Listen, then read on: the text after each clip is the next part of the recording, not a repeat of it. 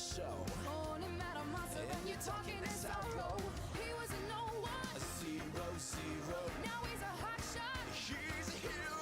He was a kid with his head down pat. 0 to hero, no time flat. 0 to hero, just like that. When he smiled, the ghost went wild with O's and eyes. This left his face on every face. On every vice. Heroes, fees, and royalties. I heard check cast you burn. Now news will reach him famous. He could tell you what's celebration. Let's say amen. Because he can see at the feet. And an awesome 10 for 10. Folks line up just to watch him flex. And his perfect package packed in pretty bags. Here he comes, he sees, he conquers. All in the crowds were going ogres. He's open mind, see, brains and sport. 0 to hero, a major haunt. 0 to hero, and who'd have thought?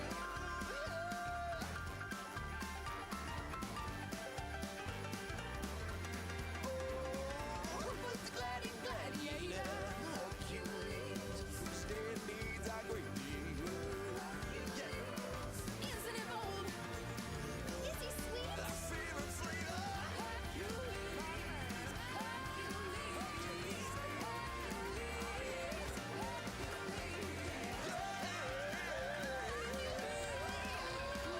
Bless my soul, Herc was on a roll. Undefeated, riding high in the nicest guy. Not conceited, he was a nothing. Now he's a hustler. He hit the heights at breakneck speed. From 0 to hero, Herc is a hero. Now he's a hero. Yes, indeed.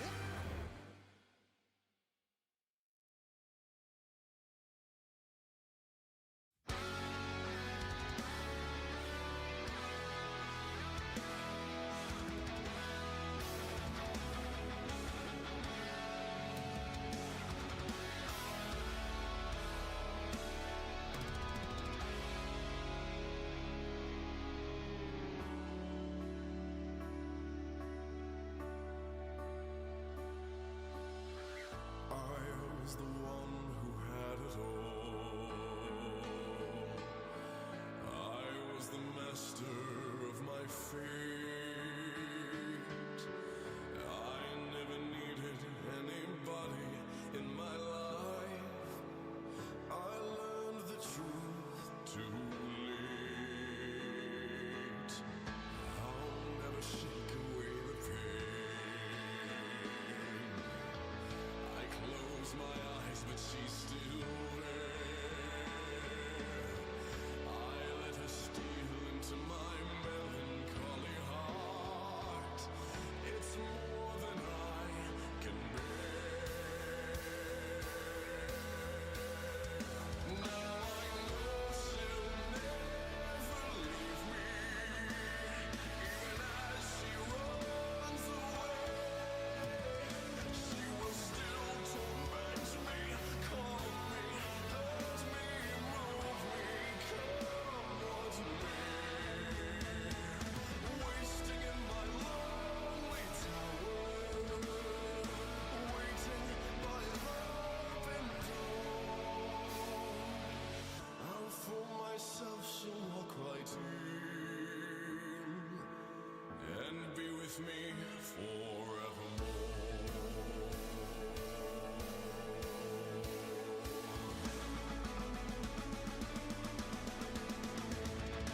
I prayed against the trials of love. I curse the fading of the light. Though she's already flown so far beyond my reach, she's never out of sight.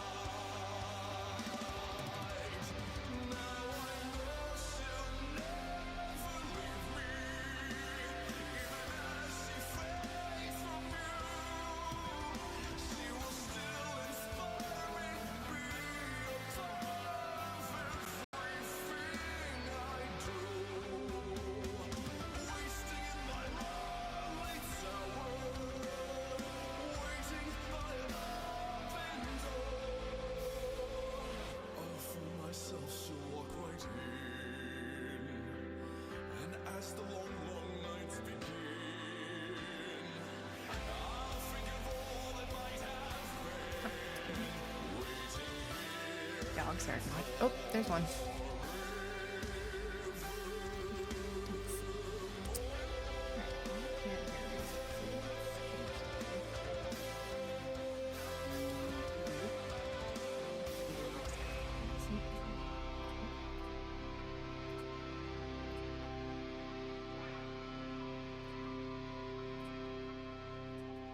Any day now.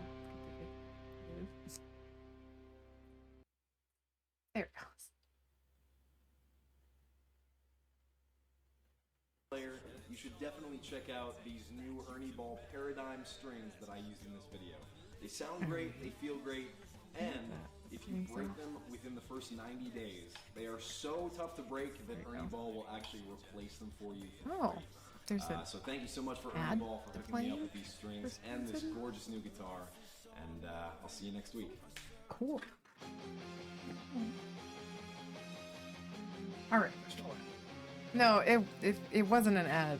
It was just the guy at the very end of his song. He was all like, blah blah blah blah blah. Here's some strings. Thanks so and so for all these. And I'm like, okay, hey, 25 months. All right, let's pick some chill music.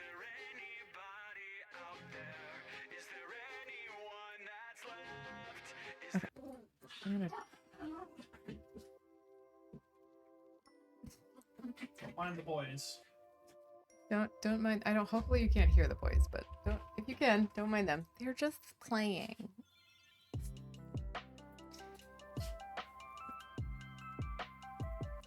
All right. Last time we got all the way up to chapter 9. So let's keep going. Be at least chapters 9 and 10. But last time I wrote chapter 6 and 7, and we went 6, 7, and 8. So let's check it out.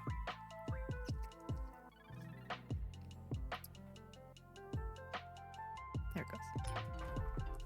Yay! It just replayed. That's so cute. Yay, that's adorable. Also, I moved my camera. so you can see my face a little bit better. Alright.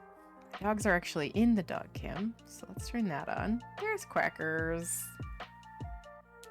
Just hanging out down there. Hold on. Let me move this just a touch and see if I can get Duck in there too.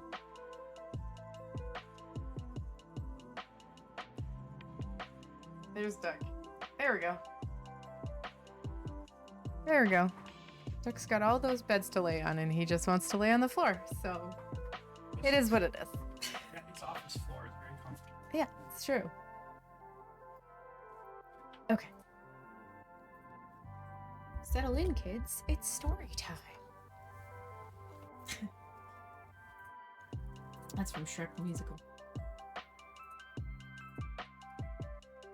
All right. Before I get started, how is the audio? Do I need to turn down the music a bit?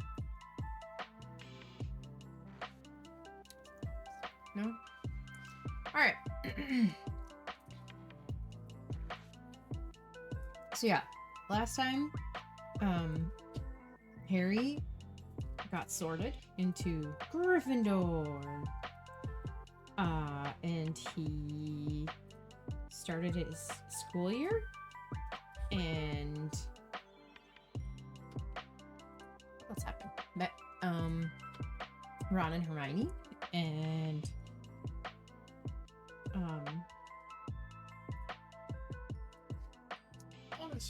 honestly, Ron. Yeah, took the Hogwarts Express, and now he's at Hogwarts, having the time of his life. Oh yeah, he decided he absolutely hates Draco Malfoy, and that's where we're at. Harry had never believed he would meet a boy he hated more than Dudley, but that was before he met Draco Malfoy. Oh burn. Still, first year Gryffindors only had potions with the Slytherins, so they didn't have to put up with Malfoy much. Or at least they didn't until they spotted a notice pinned up in the Gryffindor common room that made them all groan. Flying lessons would be starting on Thursday, and Gryffindor and Slytherin would be learning together. Ugh, typical. I made him a valley girl for a second. Typical. Oh, typical, said Harry darkly. Just when I always wanted to make a fool of myself on a broomstick in front of Malfoy. He had been looking forward to learning to fly more than anything else. You don't know that you'll make a fool of yourself, said Ron reasonably. Anyway, I know Malfoy's always going on about how good he is at Quidditch, but I bet that's all talk. Malfoy certainly did talk about flying a lot. He complained loudly about first years never getting on the house Quidditch teams, and told long, boastful stories that always seemed to end with him narrowly escaping muggles in helicopters. He wasn't the only one, though. The way Seamus Finnegan told it, he'd spent most of his childhood zooming around the countryside on his broomstick. Even Ron would tell anyone who'd listen about the time he'd almost hit a hang glider on Charlie's old broom. Everyone from wizarding families talked about Quidditch. Constantly. Ron had already had a big argument with Dean Thomas, who shared their dormitory, about soccer. Ron couldn't see what was so exciting about a game with only one ball when no one was allowed to fly. Harry had caught Ron prodding Dean's poster of West Ham soccer team. Of the West Ham soccer team? Trying to make the players move. Neville had never been on a broomstick in his life because his grandmother had never let him near one. Privately, Harry felt she had good reason, because Neville managed to have an extraordinary number of accidents, even with both feet on the ground. He is quite a clumsy boy, that Neville. Hermione Granger was almost as nervous about flying as Neville was. This was something you couldn't learn by heart out of a book. Not that she hadn't tried.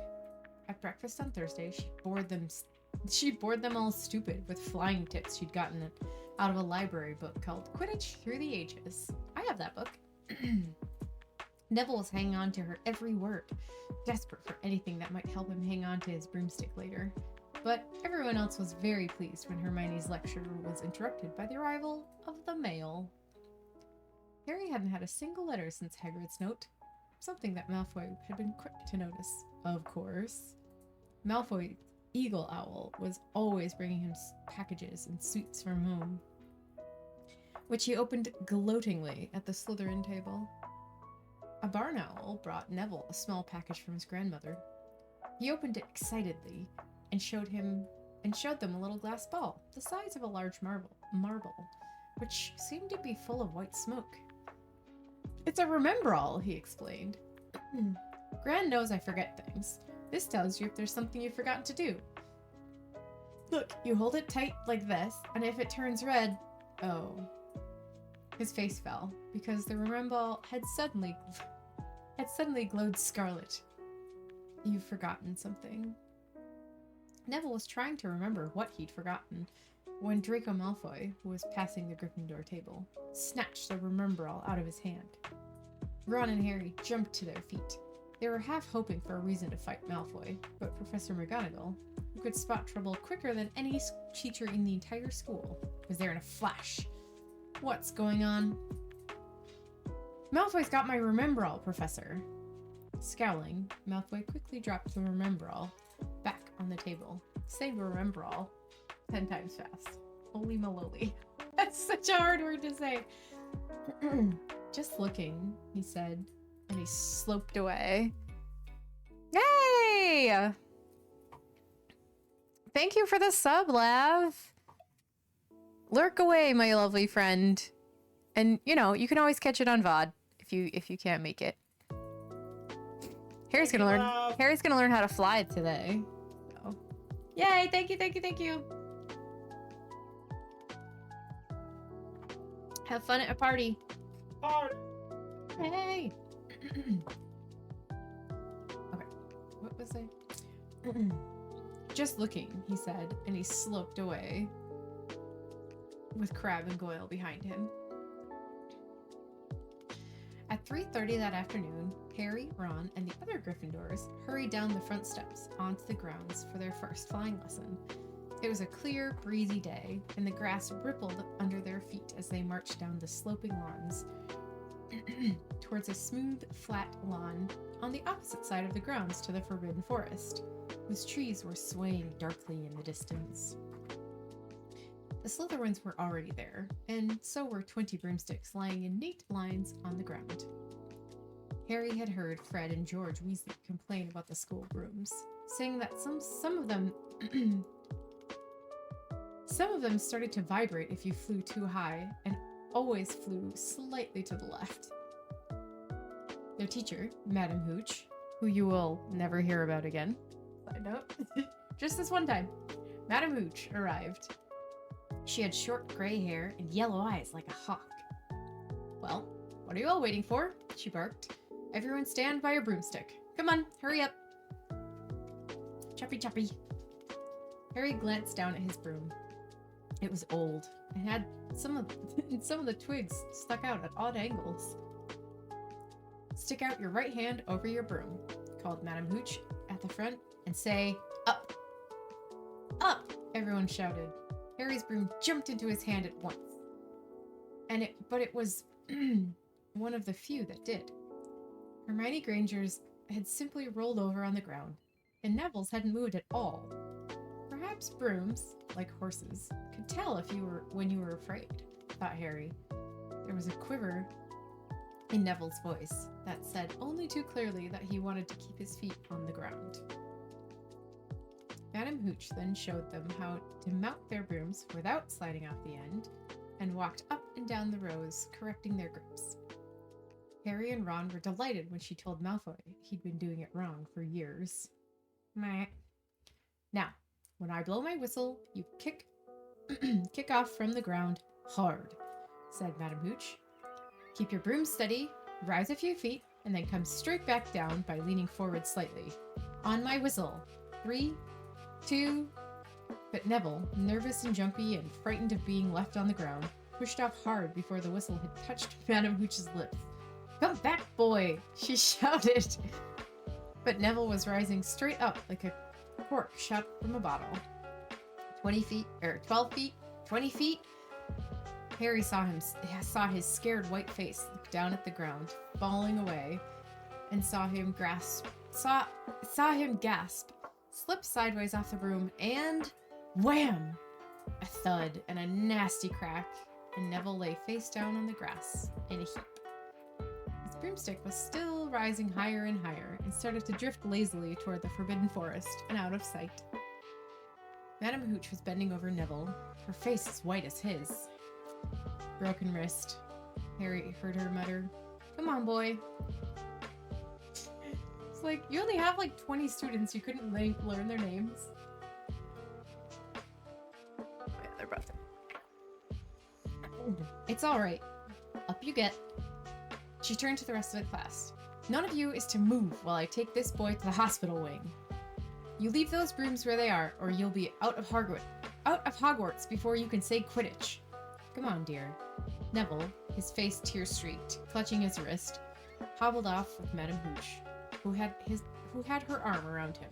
Never broken a bone, but that would hurt a lot. Not to mention that would be terrifying, falling from like 20 feet in the air. Like, yep. 30 feet's considered a fatal fall. Mm-hmm. Maybe not if you're a wizard. Maybe it's different. You have different anatomy. Yeah. No sooner were they out of earshot than Malfoy burst into laughter. "Did you see his face? The great lump." The other Slytherins joined in.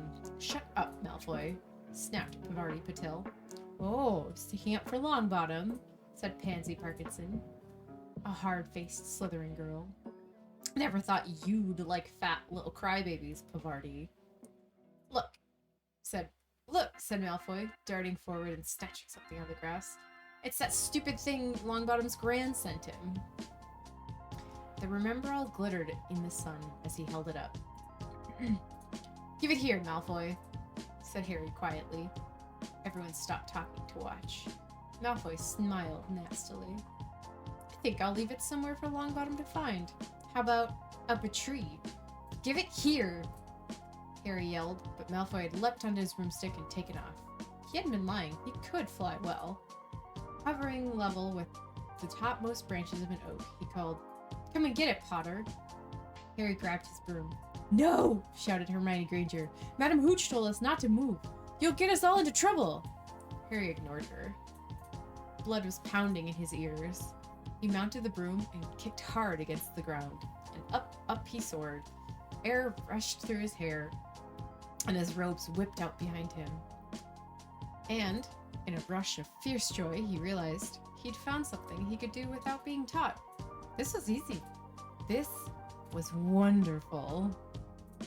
He pulled his broomstick up a little to take it even higher, and heard screams and gasps of girls back on the ground, and an admiring whoop from Ron. Just imagine Ron going, "Woo!" He turned his broomstick sharply to face Malfoy midair. Malfoy looked stunned. "Give it here," Harry called. "I'll knock you off that broom." "Oh yeah?" said Malfoy, trying to sneer, but looking worried. Harry knew, somehow, what to do. He leaned forward and grasped the broom tightly with both hands. It shot toward Malfoy like a javelin. Malfoy only just got out of the way in time. Harry made a sharp about-face and held the broom steady. A few people below were clapping. "No Crabbe or Goyle up here to save your neck, Malfoy," Harry called. The same thought seemed to have struck Malfoy. "Catch it if you can, then," he shouted, and he threw the glass ball high into the air and streaked back toward the ground. Harry saw, as though in slow motion, the ball rise up in the air and then start to fall. He leaned forward and pointed his broom handle down. The next second, he was gathering speed in a steep dive, racing the ball, wind whistling in his ears, mingling with the screams of people watching. He stretched out his hand, a foot from the ground. A foot from the ground, he caught it, just in time to pull his broom straight. He toppled gently onto the grass with the maroon ball clutched safely in his fist. "Harry Potter!"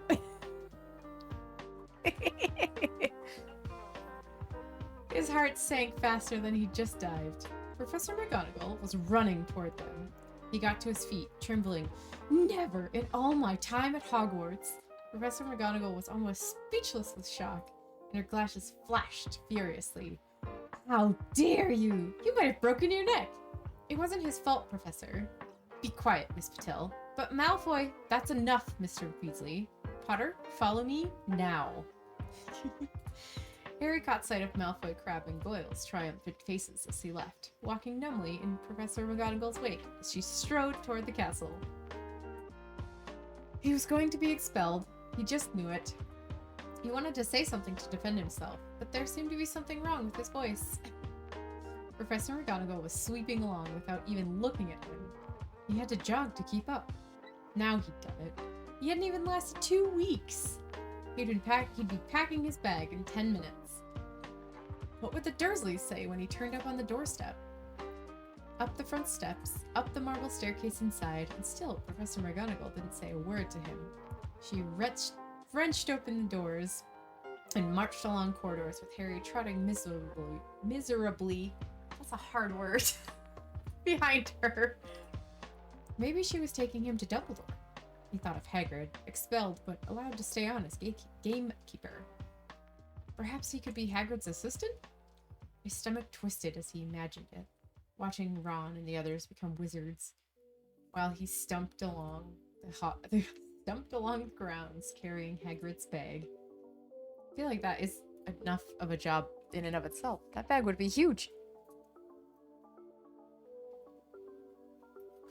Professor McGonagall stopped outside a classroom. She opened the door and poked her head inside. "Excuse me, Professor Flitwick. Could I borrow wood for a moment?" "Wood?" thought Harry, bewildered. Was wood a cane she was going to use on him? Oh, poor punishment back in the day. I had some teammates back in the day that actually got slapped by rulers for a little while. And then that got not allowed. It's not allowed anymore, thankfully. But Wood turned out to be a person. A burly 5th-year boy. who came out of Flitwick's class looking confused. "Follow me, you two," said Professor McGonagall, and they marched on up the corridor, Wood looking curiously at Harry. "In here." Professor McGonagall pointed into a classroom that was empty, except for Peeves, who was busy writing rude words on the blackboard. "Out, Peeves!" she barked. Peeves threw the chalk into a bin, which clanged loudly, and he swooped out, cursing. Also, can we talk about how wizards have blackboards? Because I just think that's great. Hopefully they're the cleanest blackboards in the world, but also hopefully, like, even magic can't clean blackboards correctly.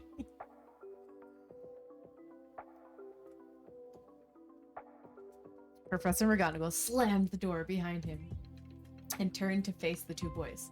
"Potter, this is Oliver Wood. Wood, I've found you a seeker." Wood's expression changed from puzzlement to delight. "Are you serious, Professor?" "Absolutely," said Professor McGonagall crisply. "The boy's a natural. I've never seen anything like it. Was that your first time on a broomstick, Potter?" Harry nodded silently. He didn't have a clue what was going on, but he didn't seem to be getting expelled, and some of the feelings started coming back to his legs.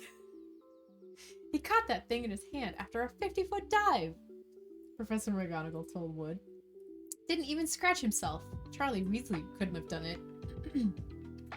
Wood was now looking as though all his dreams had come true at once. Ever seen a game of Quidditch, Potter?" he asked excitedly. "Wood's captain of the Gryffindor team," Professor McGonagall explained. He's just the build for a seeker too," said Wood, now walking. A sounder for just saying, "Out, Peeves!" "Out, Peeves!" It would come in handy. Just record one that just says, "Out, Peeves!" Yeah. Did she say that in the movie? I don't know. Oh. No, Peeves isn't in any of the movies. Oh. They didn't put him in any of the movies. He was going to be, and then they, I don't know, chickened out and didn't do it.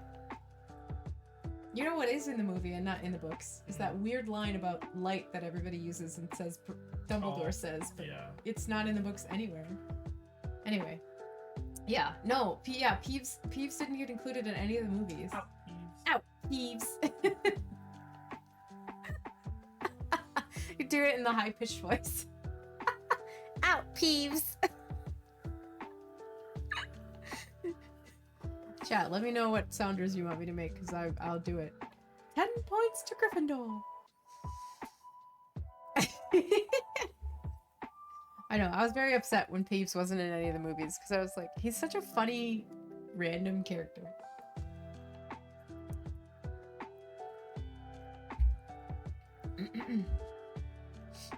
He's just the build for a seeker too, said Wood, now walking around Harry and staring at him. Light, speedy. We'll have to get him a decent broom. Professor. We'll have to get him a decent broom, Professor. A Nimbus 2000, or a Clean Sleep 7, I'd say. I shall speak to Professor Dumbledore and see if we can't bend the first year rule. Heaven knows, we need a better team than last year. Flattened in that last match by Slytherin. I couldn't look Severus Snape in the face for weeks. I love Professor McGonagall so much. Professor McGonagall peered sternly over her glasses at Harry. I want to hear you're training hard, Potter, or I may change my mind about punishing you.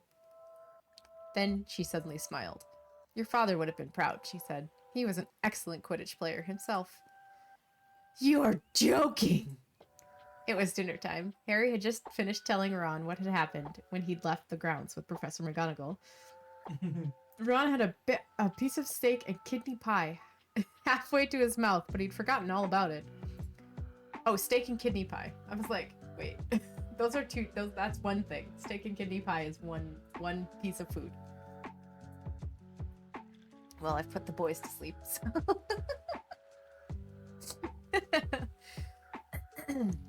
Seeker?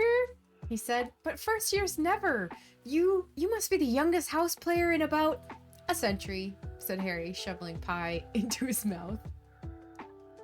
I know it's not, but in my head, I imagine it as like a dessert pie, and they're just taking a piece of pie and like shoving it into their mouth. But yeah. Oh, now we're sharing a bed because they're just the cutest. Boys are just the cutest. Oh. Go ahead, Duck. You can dig. There you go. Duck loves digging. Nope. Change your mind again. He's picked his favorite taco bed. See if I can maybe move it just a bit so you can see it better. There they are. You can kind of see it. He loves those beds. I got him as like just to see if he would like them, because they were on like super duper sale, and oh my god, he loves them so much. But the funny part is they come flat backed, so they're forever smushed in like a taco shape. I don't know how people get them to be round. But yeah, we saw, who did I see? One of the dogs we follow on Instagram had a bed like that, and they used to like pick him up and bring him from place to place in those beds. And so I was like, oh, I'll get one just to see, and he absolutely loves them. Any woozles. Back to my book. That's how it goes in our house. You're like, oh, let me do something. Oh, I've been distracted by the dogs. Look, there's totally enough space on that bed for a third puppy. Just kidding. That's at least 2 years in the future. Have to figure out what color puppy we're thinking of for when we want cheese. I almost think it would be funny to get like a red. I don't know if they have a red Merrill. I have to talk to their breeder. Because that's what Frederick is. He's a red and white. I think it's called the red and white party. But yeah, it'd be cute to get like a red Merrill mishmash of some sort. Yeah. Maybe you could be like, what kind of cheese? He's a red cheddar, thank you very much. A red Leicester. Red Leicester, that's what I was thinking of. Yeah, he's a red Leicester. It's alright. Whenever we start that adventure, I have to ask her how Duck and Quack are related anyways, so. I'm pretty sure Duck is somehow... I think they're related. I do think it's funny that Duck had 2 litters of half-siblings that were just born last year, 2 years ago. Because his dad, who was 13, was like, hey, you thought that you neutered me, but you didn't! Ha ha ha ha! I remember seeing that post on Facebook, and she's like, if anyone was waiting for Superman babies, we have some. Yeah, Duck's dad's name was Superman. Or is he still alive? So, that's pretty funny.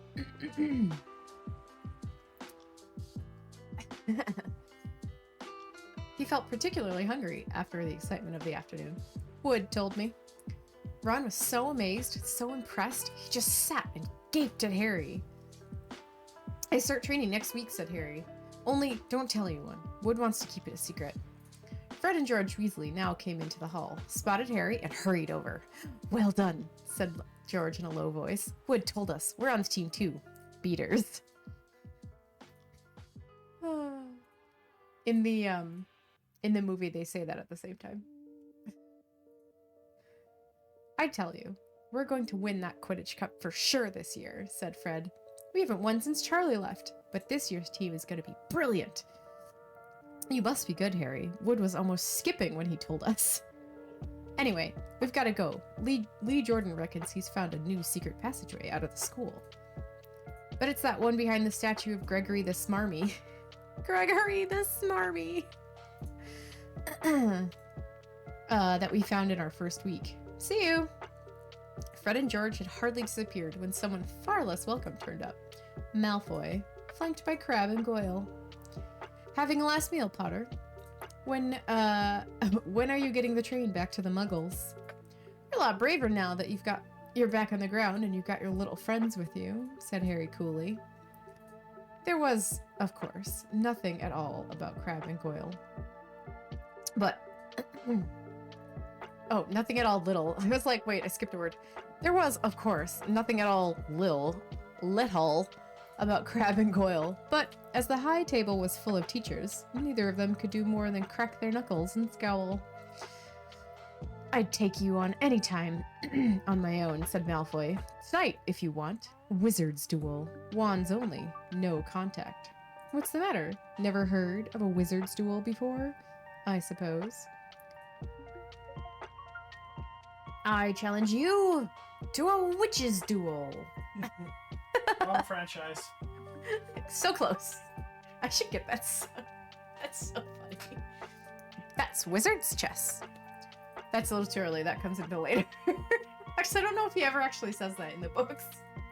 He says it in the movies, though. Of course he has, said Ron, wheeling about. I'm his second. Who's yours? Malfoy looked at Crabbe and Goyle, sizing them up. Crabbe, he said. Midnight all right? We'll meet you in the trophy room. That's always unlocked.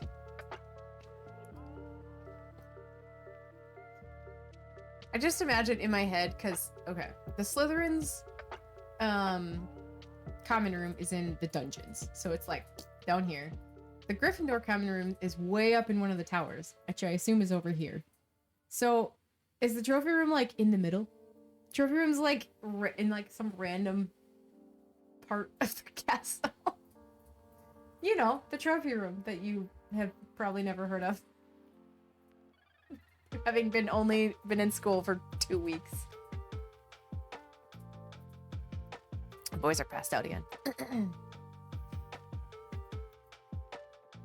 When Malfoy had gone, Ron and Harry looked at each other. What is a wizard's duel? Said Harry. And what do you mean you're my second? Well, second's there to take over if you die, said Ron casually. Getting started at last on his cold pie.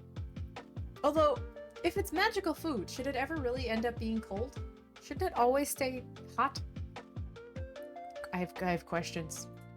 To the kitchens! I have so many questions. Catching the look on Harry's face, he added quickly, but people only die in proper duels, you know, with real wizards. The most you and Malfoy will be able to do is send sparks at each other. Neither of you knows enough magic to do any real damage. I bet he expected you to refuse anyway. And what if I wave a wand and nothing happens? Throw it away and punch him in the nose. Ron suggested. As you do. Excuse me. They both looked up. It was Hermione Granger. Can't a person eat in peace in this place? Said Ron. Hermione ignored him and spoke to Harry. I couldn't help overhearing what you and Malfoy were saying. I bet you could, muttered Ron. I forgot. I don't understand why he hates her so much. Doesn't he end up with her at the end of the whole? They end up together at the end of spoilers. They end up as a couple at the end of everything. But he's kind of a jerk to her like the whole time. They're little kids, of course he is. No, I mean like, yeah, that's true. You know? Yeah. Honestly, Ron. Although he does, maybe that's in the next chapter. Spoilers. He makes her feel really bad, and then he helps save her with his broken wand. I won't say what. I think that actually happens a couple times throughout the books, but I won't say where. That's not till Halloween, so we have some time. Please hold. Then I get to do my best Quirrell. There's a troll in the dungeon.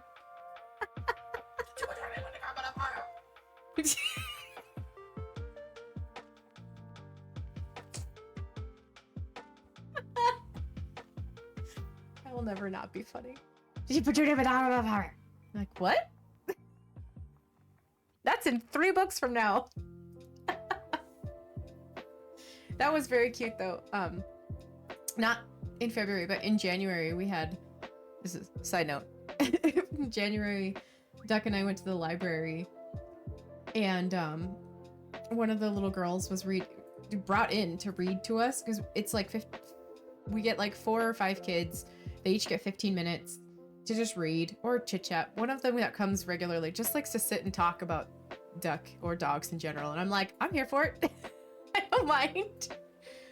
And one of the little girls brought in Harry Potter and the Goblet of Fire. And I was like, go for it. And all she wanted to do was read out loud, but she had like 2 other siblings with her. And the littlest one just wanted to sit there and like stare at the puppy. And the oldest one was like, no, you can read. And all the middle one just wanted to read the book. And I was like, go for it. But then the mom was like, no, we're going to take turns reading. I was like, okay. I told her. And so she was at the part in Goblet of Fire where the Sorting Hat sings. She was like, oh, I'm not going to sing. And I told her, I gosh, before anybody said, I'm like, you don't have to sing. It's okay. You can just talk. And she's like, okay. She read the whole Sorting Hat speech.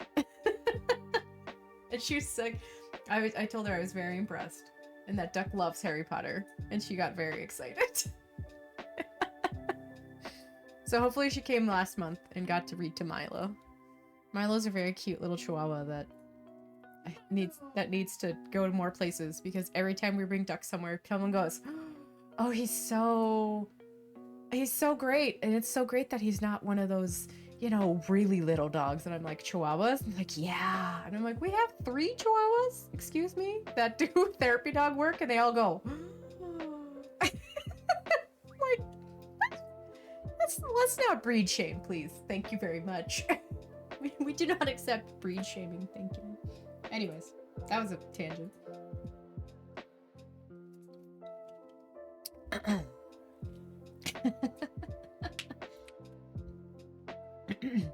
I couldn't help overhearing what you and Malfoy were saying. That you could, muttered Ron. And you mustn't go wandering out around the school at night. Think of the points you'll lose Gryffindor if you're caught. And you're bound to be. It's really very selfish of you. And it's really none of your business, said Harry. That's true. She's not even really one of their friends at this point. Honestly, Harry. Honestly, Harry. Goodbye, said Ron.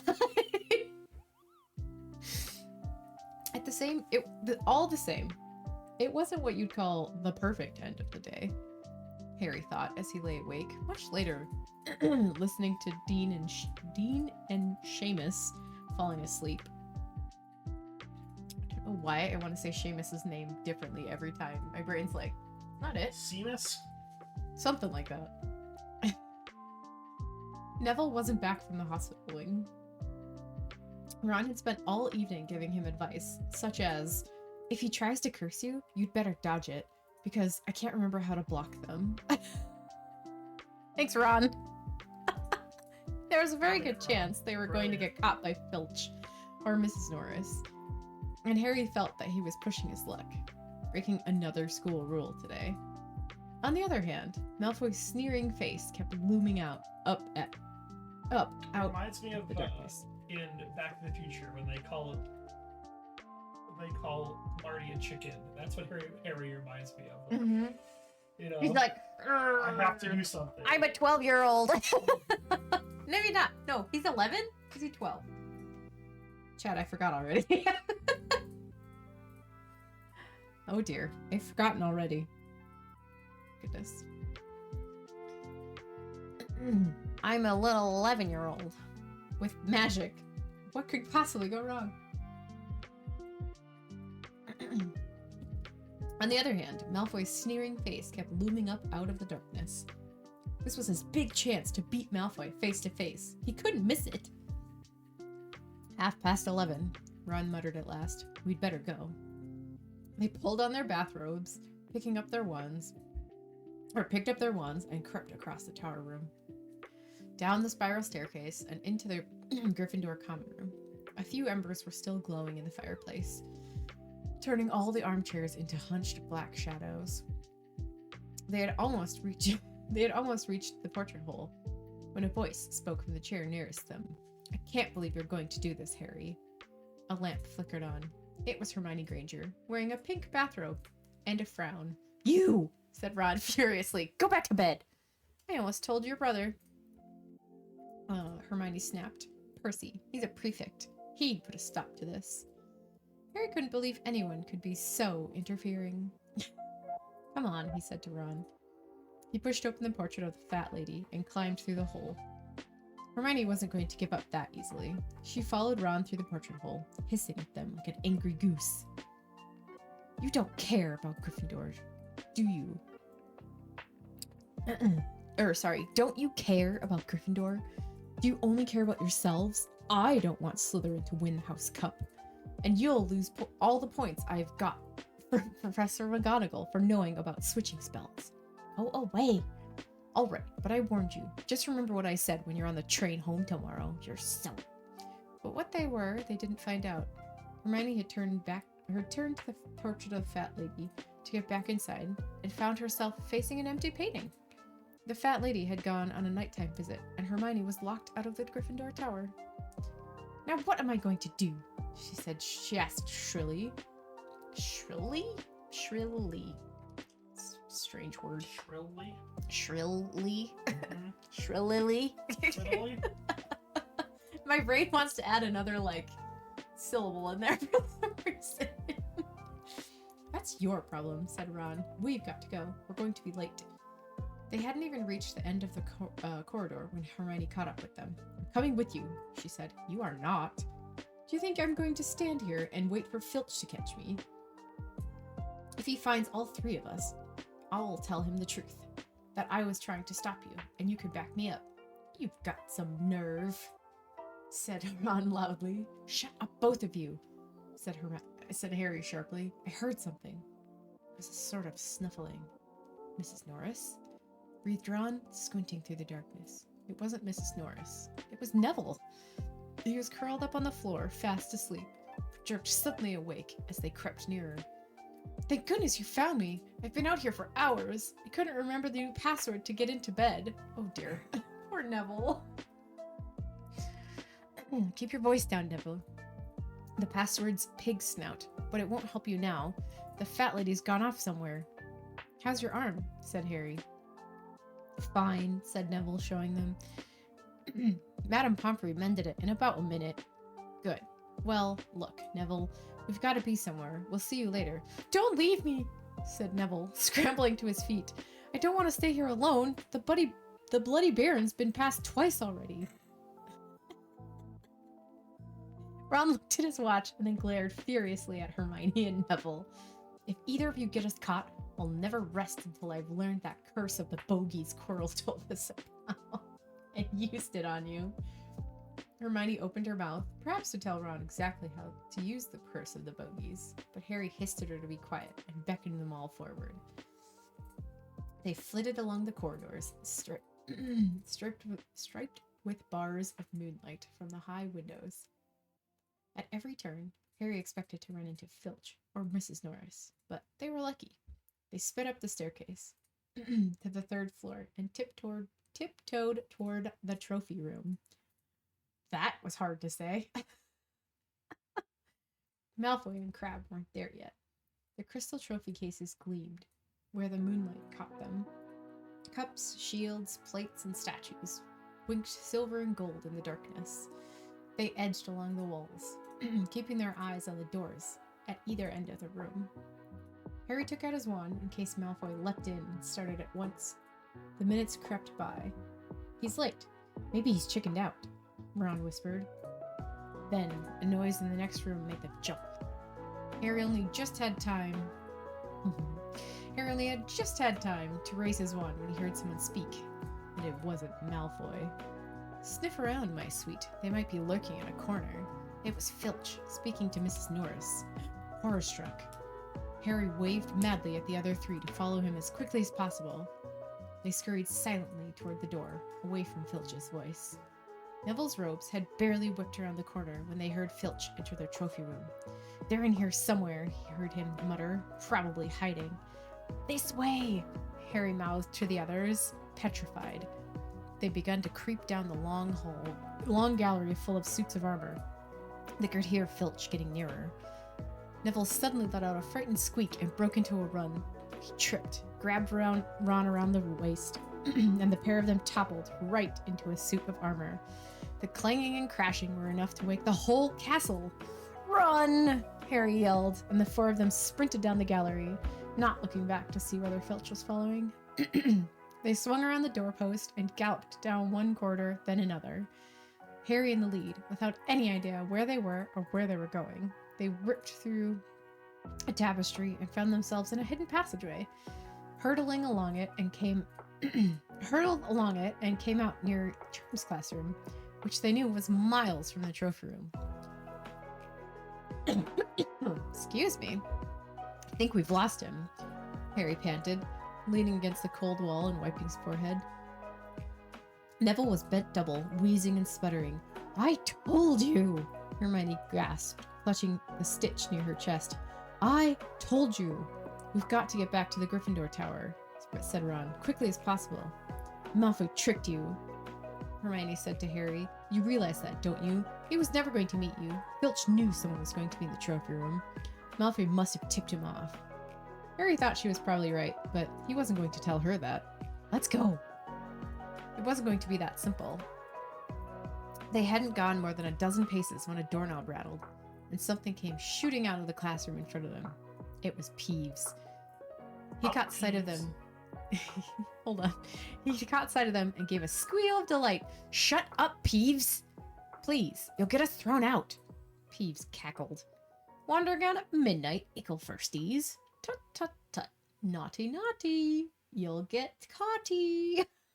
Peeves, that's not a word. Oh dear. Not if you don't give us away, Peeves. Please. Should tell Finch, I should, Peeves, in a saintly voice. But his eyes glittered wickedly. It's for your own good, you know. Get out of the way, snapped Ron, taking a swipe at Peeves. This was a big mistake. Students out of bed, Peeves bellowed. Students out of bed, down the charms corridor. Yep. Ducking under Peeves, they ran for their lives, right to the end of the corridor, where they slammed into a door, and it was locked. This is it, Ron moaned, as they pushed helplessly at the door. We're done for! This is the end! They could hear footsteps. Filch running as fast as he could towards Peeves's shouts. Peeves's. Oh, move over! Hermione snarled. She grabbed Harry's wand, tapped the lock, and whispered, Aloha Mora. The lock clicked and the door swung open. They piled through. They piled through it, shut it quickly, and pressed their ears against it, listening. Which way did they go, Peeves? Filch was saying. Quick, tell me. Say please. Don't mess with me, Peeves. Now where did they go? Shan't say nothing if you don't say please, said Peeves in his annoying sing-song voice. Alright, please. Nothing! Ha ha ha! I told you I wouldn't say nothing if you didn't say please. Ha ha ha ha ha ha. They heard the sound of Peeves whooshing away and Filch cursing in rage. Peeves a ghost? Yeah, Peeves is a poltergeist. So, the most annoying kind of ghost. There is a fan theory that Filch is also a poltergeist, where Peeves is the poltergeist of all of the mischievous children. Filch is the poltergeist of all of the... That's just a theory. A book theory. That's just a theory. A Super Carlin Brothers theory. Actually, I don't know if it's their theory, but they did make a video of it. A fan theory. But yeah, there is a theory that Filch is a poltergeist of all of the students who keep up the rules and everything, because he never seems to sleep, and he doesn't seem to eat anything. But he always is like, obviously he just kind of was boop, there, and he just pops back, you know, kind of like Peeves, pop in and pop out.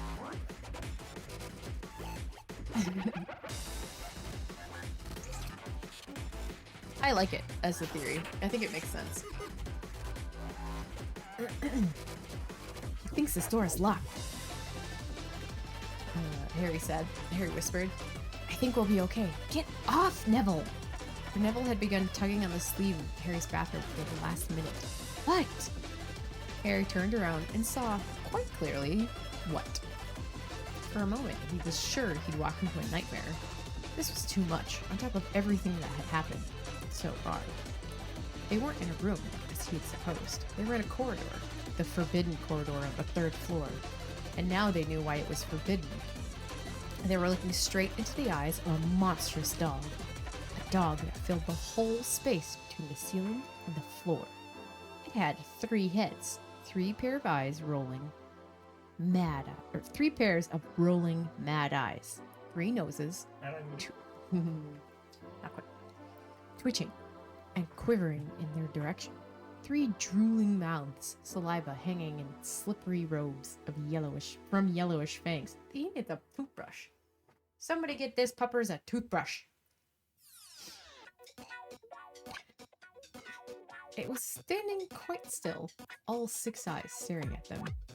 Harry knew that the only reason they weren't already dead was that their sudden appearance had taken it quite by surprise.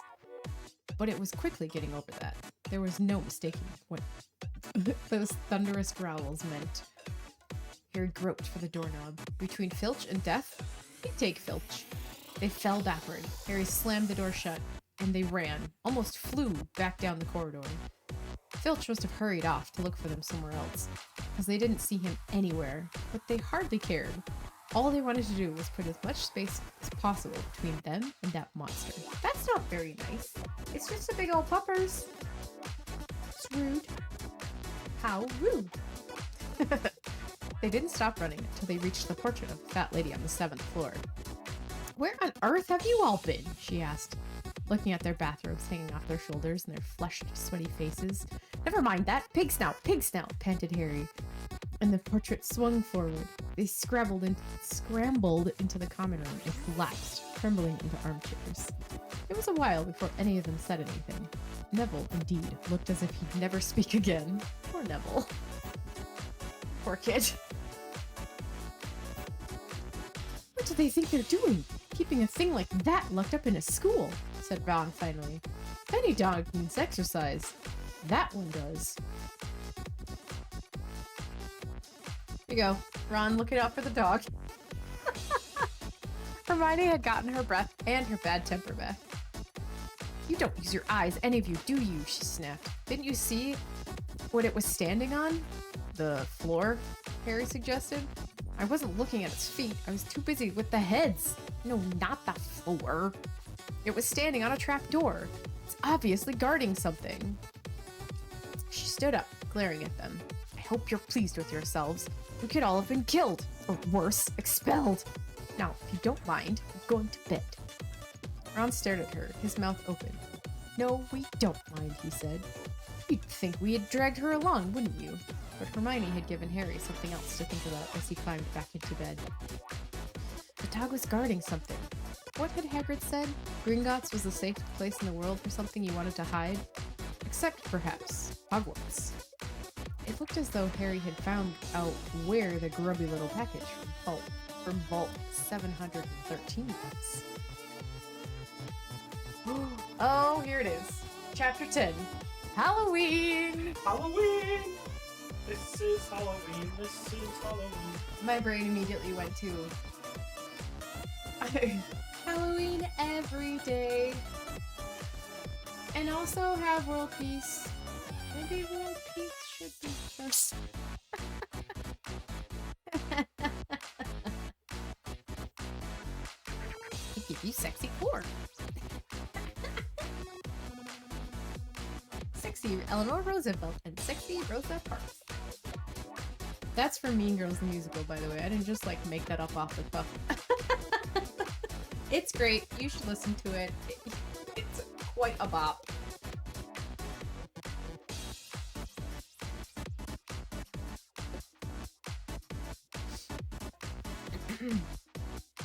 Malfoy couldn't believe his eyes when he saw that when he saw that Harry and Ron were still at Hogwarts the next day, looking tired but perfectly cheerful. Indeed, by the next morning, Ron and Harry thought that meeting the three-headed dog had been quite an excellent adventure. And they were quite keen to have another one. In the meantime, Harry filled Ron in about the package that seemed to have been moved from Gringotts to Hogwarts, and they spent a lot of time wondering what it could possibly need such heavy protection. It's either really valuable or really dangerous, said Ron. Or both, said Harry. But as all they knew for sure about the mystery object was that it was about 2 inches long, they didn't have much chance of guessing what it was without further clues. Neither Neville nor Hermione showed the slightest interest in what lay underneath the dog and the trapdoor. All Neville cared about was never going near the dog again. Hermione was now refusing to speak to Harry and Ron, but she was such a bossy know-it-all that they saw this as an added bonus. All they really wanted now was a way to get back at Malfoy, and, to their great delight, just such a thing arrived in the mail about a week later. As the owls flooded into the Great Hall as usual, everyone's attention was caught at once by a long, thin package carried by 6 large screech owls. Now I want to Google how large screech owls get. In my head, they're still quite tiny, but I suppose they'd probably be pretty big. Harry was just as interested as everyone else to see what was in this large package. Parcel, excuse me. Potato, potato. Oh my god, that's so cute! That's what I thought. They're so little and adorable. They're like the size of this, as far as height goes. Yeah. So, there you go. 6 of those.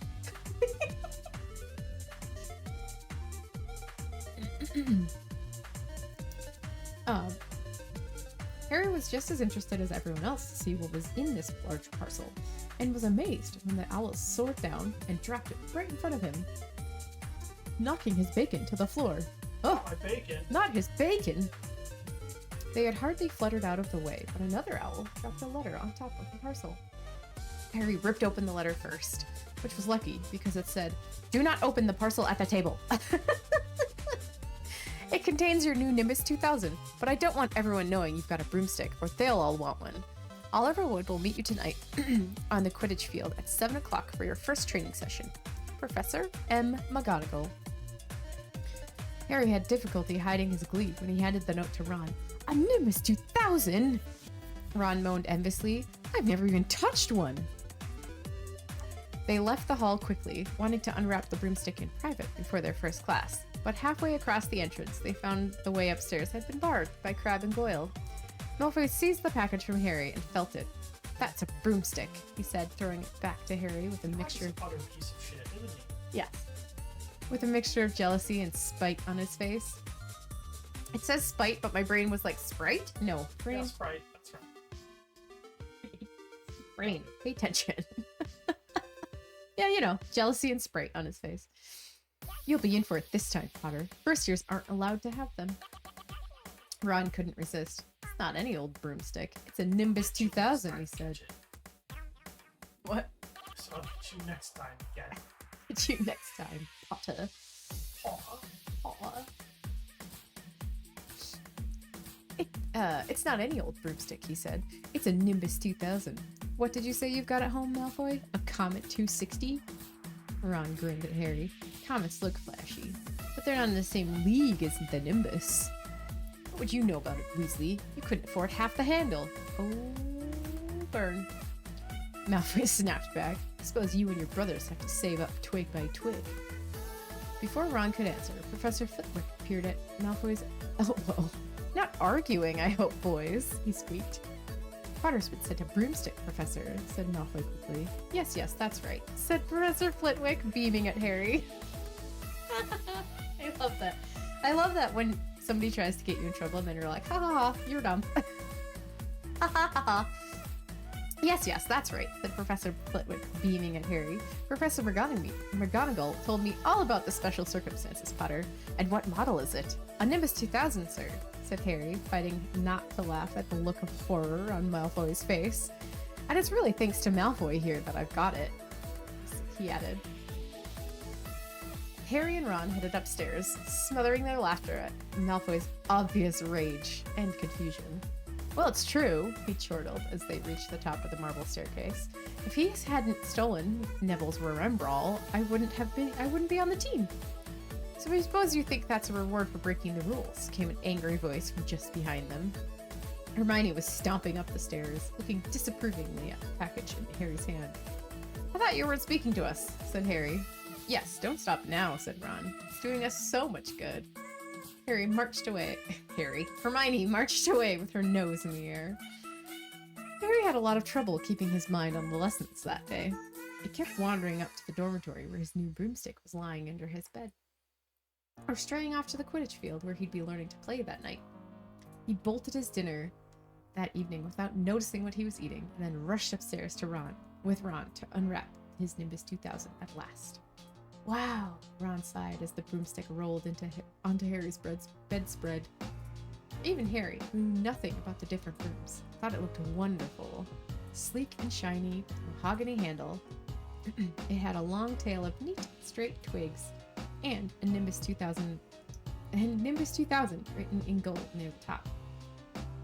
As 7 o'clock drew nearer, Harry left the castle and set off in the dusk toward the Quidditch field. I wish. He'd never been inside the stadium before. Hundreds of seats were raised in the stands around the field so that spectators were high enough to see what was going on. At either end of the field, there were 3 golden poles with hoops on the end. They reminded Harry of the little plastic sticks Muggle children blew bubbles through, except that they were 50 feet high. That's a big bubble. Too eager to fly again to wait for Wood, Harry mounted his broomstick and kicked off from the ground. What a feeling! He swooped in and out of the goalposts, then sped up and slowed down. And then sped up and down the field. The Nimbus 2000 turned wherever he wanted at his lightest touch. Hey Potter, come down! Oliver Wood had arrived. He was carrying a large wooden crate under his arm. Harry landed next to him. Very nice, said Wood, his eyes glinting. I see what McGonagall meant. You really are a natural. I'm just going to teach you the rules this evening. Then you'll be joining team practice 3 times a week. He opened the crate. Inside were 4 different sized balls. Right, said Wood. Now, Quidditch is easy enough to understand, even if it's not too easy to play. There are 7 players on each side. 3 of them are called chasers. 3 chasers, Harry repeated as Wood took out a bright red ball about the size of a soccer ball. This ball is called the quaffle, said Wood. The chasers throw the quaffle to each other and try to get it through one of the hoops to score a goal. 10 points every time the quaffle goes through one of the hoops. Follow me? The chasers throw the quaffle and put it through the hoops to score, Harry recited. So, that's sort of like basketball on broomsticks, with 6 hoops, isn't it? It's basketball, said Wood curiously. Never mind, said Harry quickly. Now, there's another player on each side who's called the keeper. I'm keeper for Gryffindor. I have to fly around our hoops and stop the other team from scoring. 3 chasers, 1 keeper, said Harry, who was determined to remember it all. And they play with the quaffle. Okay, got it. So, what are they for? He pointed at the 3 balls left inside the box. I'll show you now, said Wood.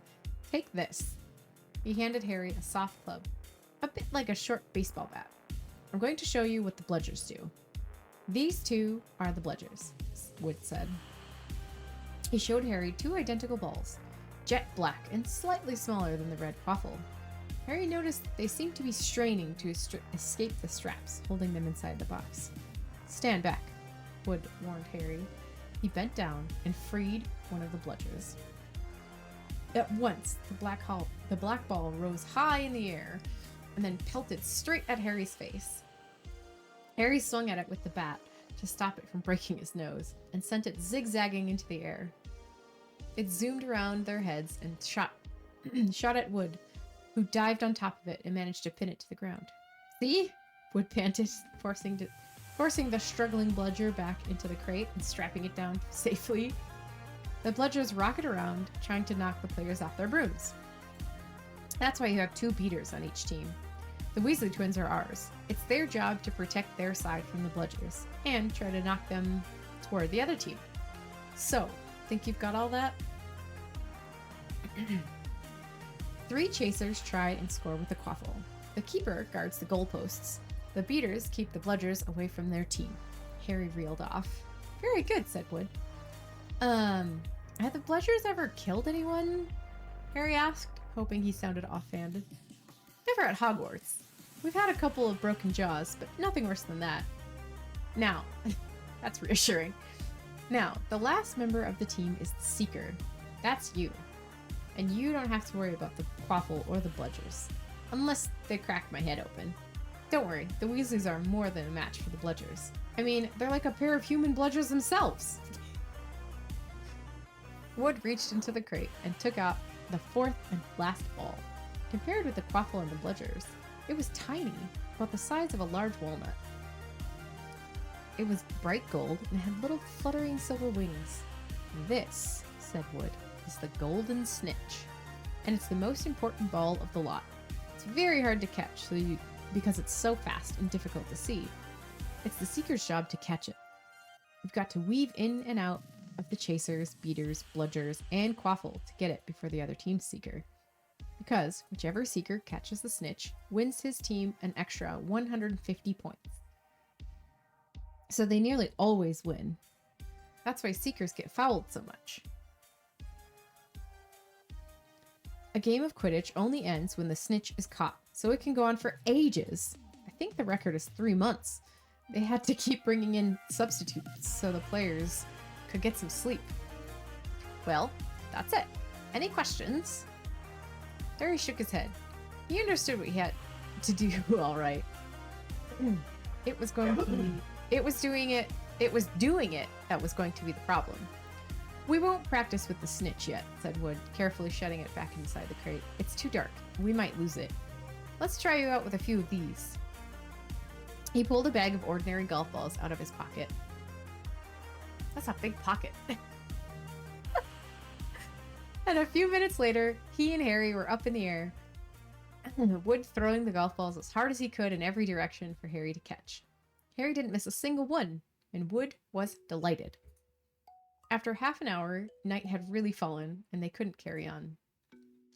That Quidditch cup will have our name on it this year, said Wood happily as they trudged back up the castle. I wouldn't be surprised if you turn out better than Charlie Weasley, and he could have played for England if he hadn't gone off chasing dragons. Perhaps it was because he was now so busy, what with Quidditch practice 3 evenings a week on top of all his homework, but Harry could hardly believe when he realized that he'd already been at Hogwarts for 2 months. The castle felt more like home than Privet Drive ever had.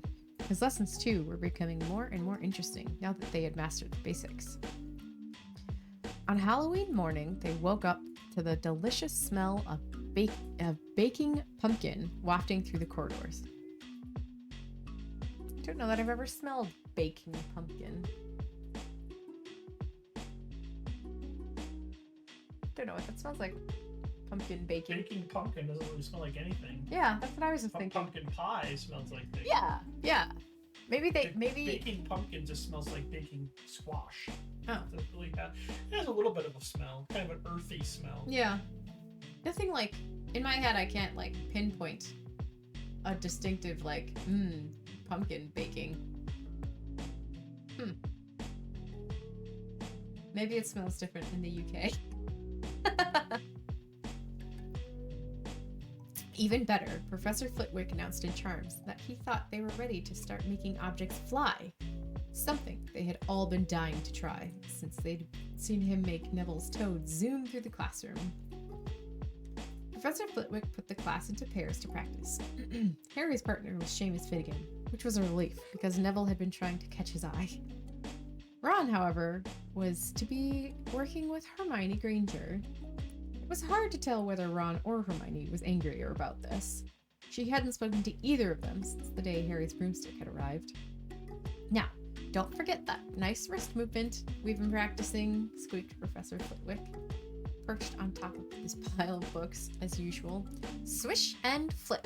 Remember, swish and flick. And saying the magic words properly is very important too. Never forget Wizard Barufio. Wizard Barufio, who said S instead of F and found himself on the floor with a buffalo on his chest. That sounds like a problem. It was very difficult. Harry and Seamus swished and flicked, but the feather they were supposed to be sending skyward just lay on the desk. Seamus got so impatient that he prodded it with his wand and set fire to it. Harry had to put it out with his hat. Ron, at the next table, wasn't having much more luck. Wingardium Leviosa! he shouted, waving his arm. His long arm were like a windmill. You're saying it wrong, Harry heard Hermione snap. It's Wingardium Leviosa, making the gar nice and long. Wingardium Leviosa. You do it then, if you're so clever, Ron snarled. Hermione rolled up her sleeves rolled up the sleeves of her gown and flicked her wand and said, Wingardium Leviosa. Their feather rose off the desk and hovered about 4 feet above their heads. Ooh, well done, cried Professor Flitwick, clapping. Everyone see here, Miss Granger's done it. Ron was in a very bad mood by the end of the class. No wonder no one could stand her, he said to Harry as they pushed their way into the crowded corridor. She's a nightmare, honestly. Honestly, Ron! Someone knocked into Harry as they hurried past him. It was Hermione. Harry caught a glimpse of her face and was startled to see that she was in tears. I think she heard you. So, said Ron, but he looked a bit uncomfortable. She must have noticed that she's got no friends. Brutal. Ron's not very nice. Kind of mean. Hermione didn't turn up for the next class and wasn't seen all afternoon. On their way down to the Great Hall for the Halloween feast, Harry and Ron overheard Parvati Patil telling her friend Lavender that Hermione was crying in the girls' bathroom and wanted to be left alone. Ron looked still more awkward at this, but a moment later, they had entered the Great Hall, where the Halloween decorations put Hermione out of their minds.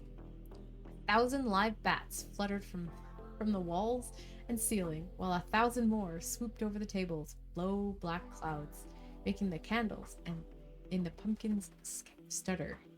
That sounds very dirty. It's a lot of poop. Thousands of live bats. Maybe they're magical bats that don't poop. They must be magical bats.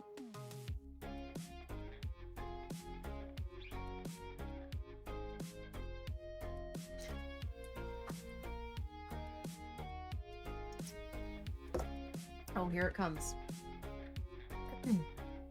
The feast appeared suddenly on the golden plates, as it had at the start of the term banquet. Harry was just helping himself to a baked potato when Professor Quirrell came sprinting into the hall, his turban askew and terror on his face. Everyone stared as he reached Professor Dumbledore's chair, slumped against the table, and gasped, "Troll in the dungeon!" Thought you ought to know. He then sank to the floor in a dead faint.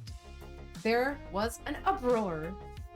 It took several purple firecrackers exploding from the end of Professor Dumbledore's wand to bring silence. "Prefects," he rumbled, "lead your houses back to their dormitories immediately." Percy was in his element. "Follow me. Stick together, first years. No need to fear the troll if you follow my orders. Stay close behind me now. Make way. First years coming through. Excuse me, I'm a prefect." "How could a troll get in?" Harry asked as they climbed the stairs. "Don't ask me. They're supposed to be really stupid," said Ron. "Maybe Peeves let it in for a Halloween joke."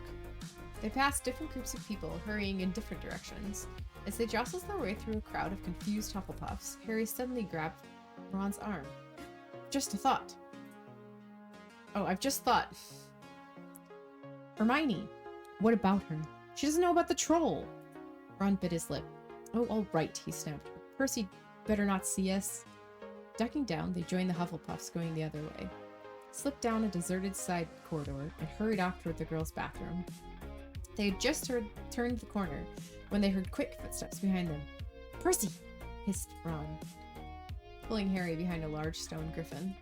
Peering around, however, they saw not Percy, but Snape. He crossed the corridor and disappeared from view. "What's he doing?" Harry whispered. "Why isn't he down in the dungeons with the rest of the teachers?" "Search me." Quietly as possible, they crept along the next corridor after Snape's fading footsteps. "He's headed for the 3rd floor," Harry said, but Ron held up his hand. "Can you smell something?" Harry sniffed, and a foul stench reached his nostrils, a mixture of old socks and the kind of public toilet no one seems to clean. "Oh, so it smells like air show then." Yeah. Air show at the end of the day. Oh, yuck. And then they heard it. A low grunting and a shuffling footfalls of gigantic feet. pointed. At the end of the passage to the left, something huge was moving toward them. They shrank into the shadows and watched as it emerged into a patch of moonlight. It was a horrible sight. 12 feet tall, its skin was a dull granite gray, a great lumpy body like a boulder, with its small bald head perched on top like a coconut. Odd set of descriptors there. It had short legs, thick as tree trunks, with flat, horny feet. The smell coming from it was incredible. It was holding a large wooden club, which dragged along the floor because its arms were so long. The troll stopped next to a doorway, peered inside. It waggled its long ears, making up its tiny mind, then slouched slowly into the room. The key's in the lock, Harry muttered. We could lock it. Good idea, said Ron, nervously. They edged toward the open door, mouths dry, praying the troll wasn't about to come out. With one great leap, Harry managed to grab the key, slam the door, and lock it. Yes! Flushed with their victory, they started to run back up the passage. But as they reached the corner, they heard something that made their hearts stop. A high, petrified scream, and it was coming from the chamber they'd just chained up. Oh no! Said Ron, pale as the Bloody Baron. It's the girls' bathroom! Harry gasped. Hermione, they said together. It was the last thing they wanted to do, but what choice did they have? Wheeling around, they sprinted back to the door, turned the key, fumbling in their panic. Harry pulled the door open and ran inside. Hermione Granger was shrinking against the wall opposite, looking as if she was about to faint. The troll was advancing on her, knocking the sinks off the wall as it went. Confuse it, said Harry desperately to Ron, and, seizing a tap, he threw it as hard as he could against the wall. The troll stopped a few feet from Hermione. It lumbered around, blinking stupidly, to see what had made the noise. Its mean little eyes saw Harry. It hesitated, then made for him instead, lifting its club as it went. Oi, pea-brain! Yelled Ron from the other side of the chamber, and he threw a metal pipe at it.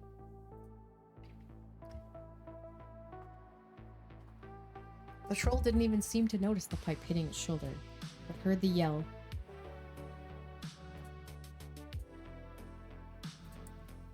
Ooh, phone.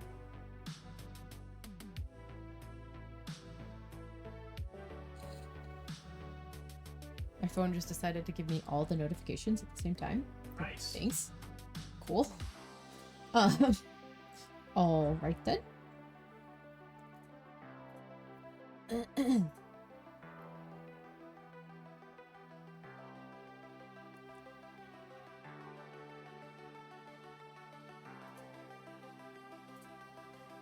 All right. Here we go. Target needed me to know that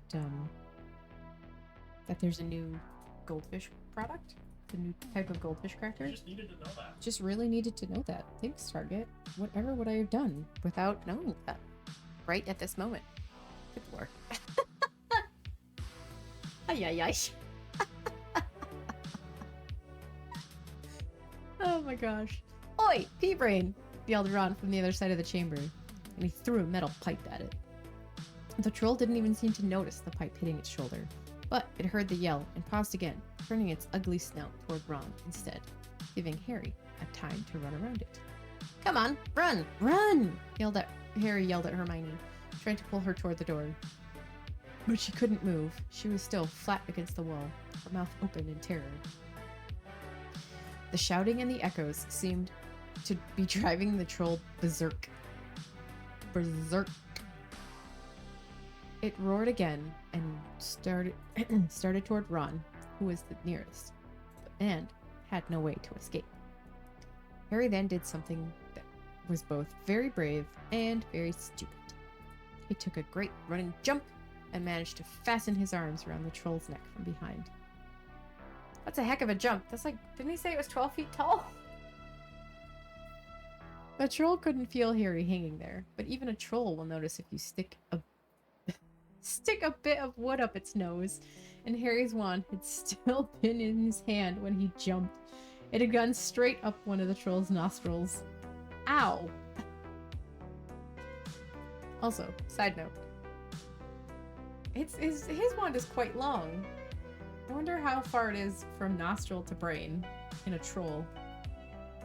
I guess we'll find out. Don't stick things up your nose, chat. It's very bad. Oh dear. Howling with pain, the troll twisted and flailed its club, with Harry clinging on for dear life. Any second, the troll was going to rip him off, or catch him a terrible blow with the club.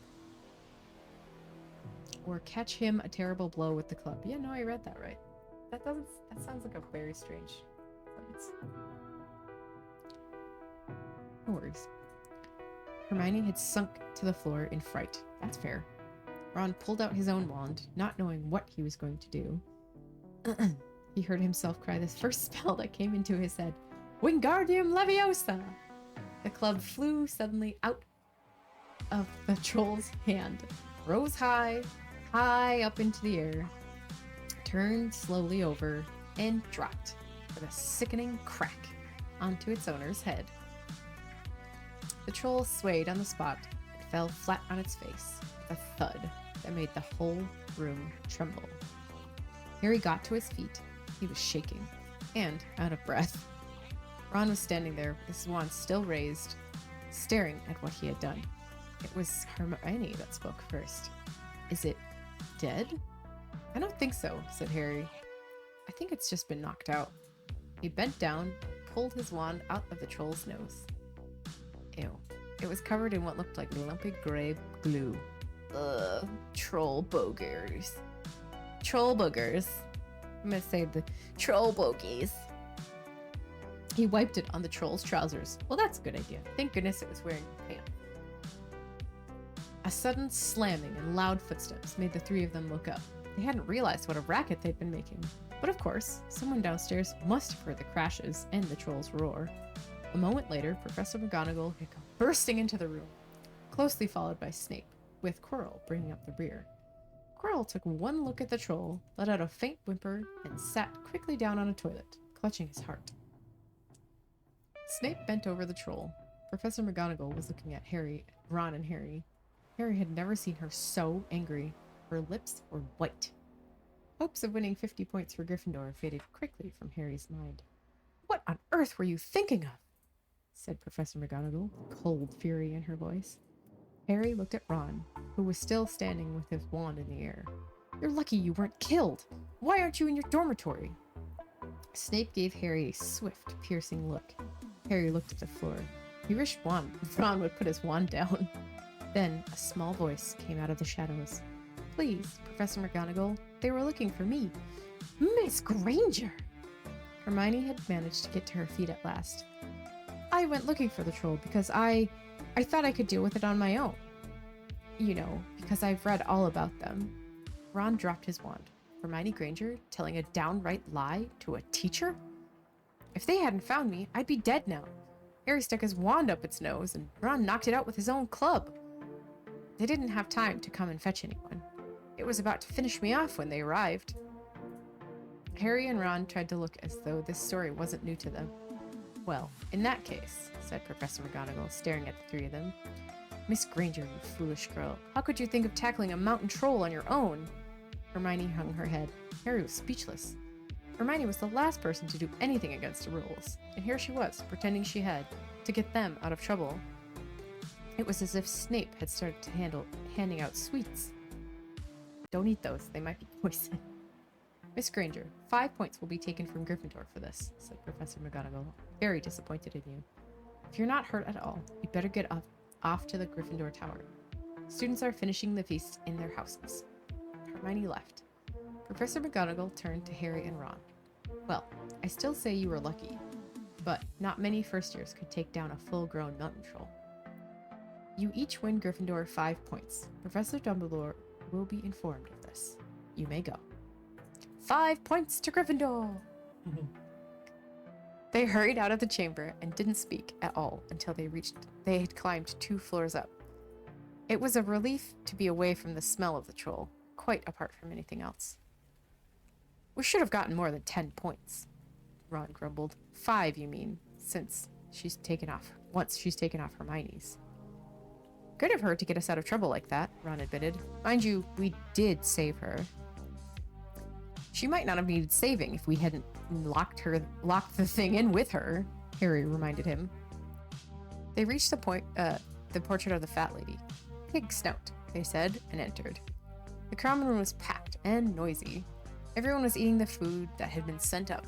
Hermione, however, stood alone by the door, waiting for them. There was a very embarrassed pause. Then, none of them looking at each other, they all said, thanks, and hurried off to get plates. But from that moment on, Hermione Granger became their friend. There are some things you can't share without ending up liking each other, and knocking out a 12-foot mountain troll is definitely one of them. But yeah, you probably can't really tell anybody else about that. And then people that were there would be like, oh my god, you have no idea.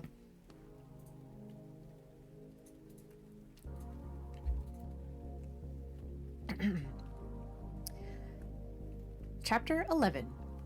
Quidditch. Bum. As they entered November, the weather turned very cold.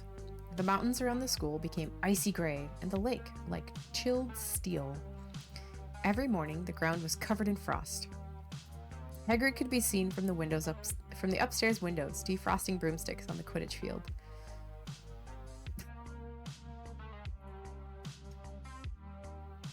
Just in my head, that's very funny. Gotta defrost the broomsticks before people can sit on them. Hagrid, bundled up in a long moleskin coat, rabbit fur gloves, and enormous beaver skin boots. That's a lot of animal skin. He's humongous. Like, how are we defining moleskin? Is it like from moles, or is it from a different animal? I have so many questions, because that's a lot of moles. Maybe they're magical moles. Maybe they're from the island of Mole, which nobody would get because that was a joke that my chemistry teacher in high school made. He made like, there was like a little picture and it was the magical island of Mole. There was like three ways to get to it. That's how you're supposed to remember what a mole is in chemistry. Didn't help because I never used it again after chemistry, but that's okay. It's still funny. I don't remember any of the numbers, but that's alright. The Quidditch season had begun. On Saturday, Harry would be playing his first match after weeks of training. Gryffindor versus Slytherin. If Gryffindor won, they would move up into second place in the house championship. Hardly anyone had seen Harry play because Wood had decided that, as their secret weapon, Harry should be kept, well, secret. But the news that he was playing Seeker had leaked out somehow, and Harry didn't know which was worse. People telling me he'd be brilliant, or people telling him he'd be running around underneath him holding a mattress. Or they'd be running around holding a mattress. Oh dear. It was really lucky that Harry now had Hermione as a friend. He didn't know how he'd have gotten through all his homework without her. What with all the last-minute Quidditch practice Wood was making them do. She had also lent him Quidditch Through the Ages, which turned out to be a very interesting read. We can read that next. Or not next. We can read that eventually. Because I have that as well. Harry learned that there were 700 ways of committing a Quidditch foul. We do love a large number of ways. That must be like basketball. 700 ways of committing a Quidditch foul. And that all of them had happened during a World Cup match in 1473. That Seekers were usually the smallest and fastest players, and the most serious Quidditch accidents seemed to happen to them. That, although people rarely died playing Quidditch, referees had been known to vanish and turn up months later in the Sahara Desert. Oh no, I have the hiccups. Hermione had become a bit more relaxed about breaking the rules. since Harry and Ron had saved her from the mountain troll, and she was much nicer for it. The day before Harry's first Quidditch match, the three of them were out in the freezing courtyard during break, and she had conjured them up a bright blue flame that could be carried around in a jam jar. They were standing with their backs to it, getting warm, when Snape crossed the yard. Harry noticed at once that Snape was limping. Harry, Ron, and Hermione moved closer together to block the fire from view. They were sure it wouldn't be allowed. Unfortunately, something about their guilty faces caught Snape's eye. He limped over. He hadn't seen the fire, but he seemed to be looking for a reason to tell them off. "What's that you've got there, Potter?" It was Quidditch through the ages. Harry showed him. "Library books are not to be taken from outside the school," said Snape. "Give it to me. 5 points from Gryffindor." "He just made that rule up," Harry muttered angrily as Snape limped away. "Wonder what's wrong with his leg." "Dunno, but I hope it's really hurting him," said Ron bitterly. The Gryffindor common room was very noisy that evening. Harry, Ron, and Hermione sat together next to a window. Hermione was checking Harry and Ron's charms and homework for them. She would never let them copy. How will you learn? But by asking her to read it through, they got the right answers anyway. That was me. I did that. That was basically me. I was like, you can't copy my homework, but you can double check. Once you've done your homework, you can look at my homework and see if your answers are right. Yay, mathematics smarty pants. Forgot that your keyboard lights up rainbow, and I was like, ooh, it's so pretty. Oh, yep.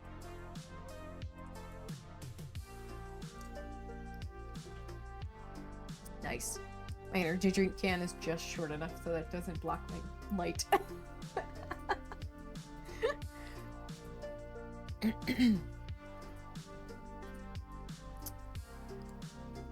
Harry felt restless.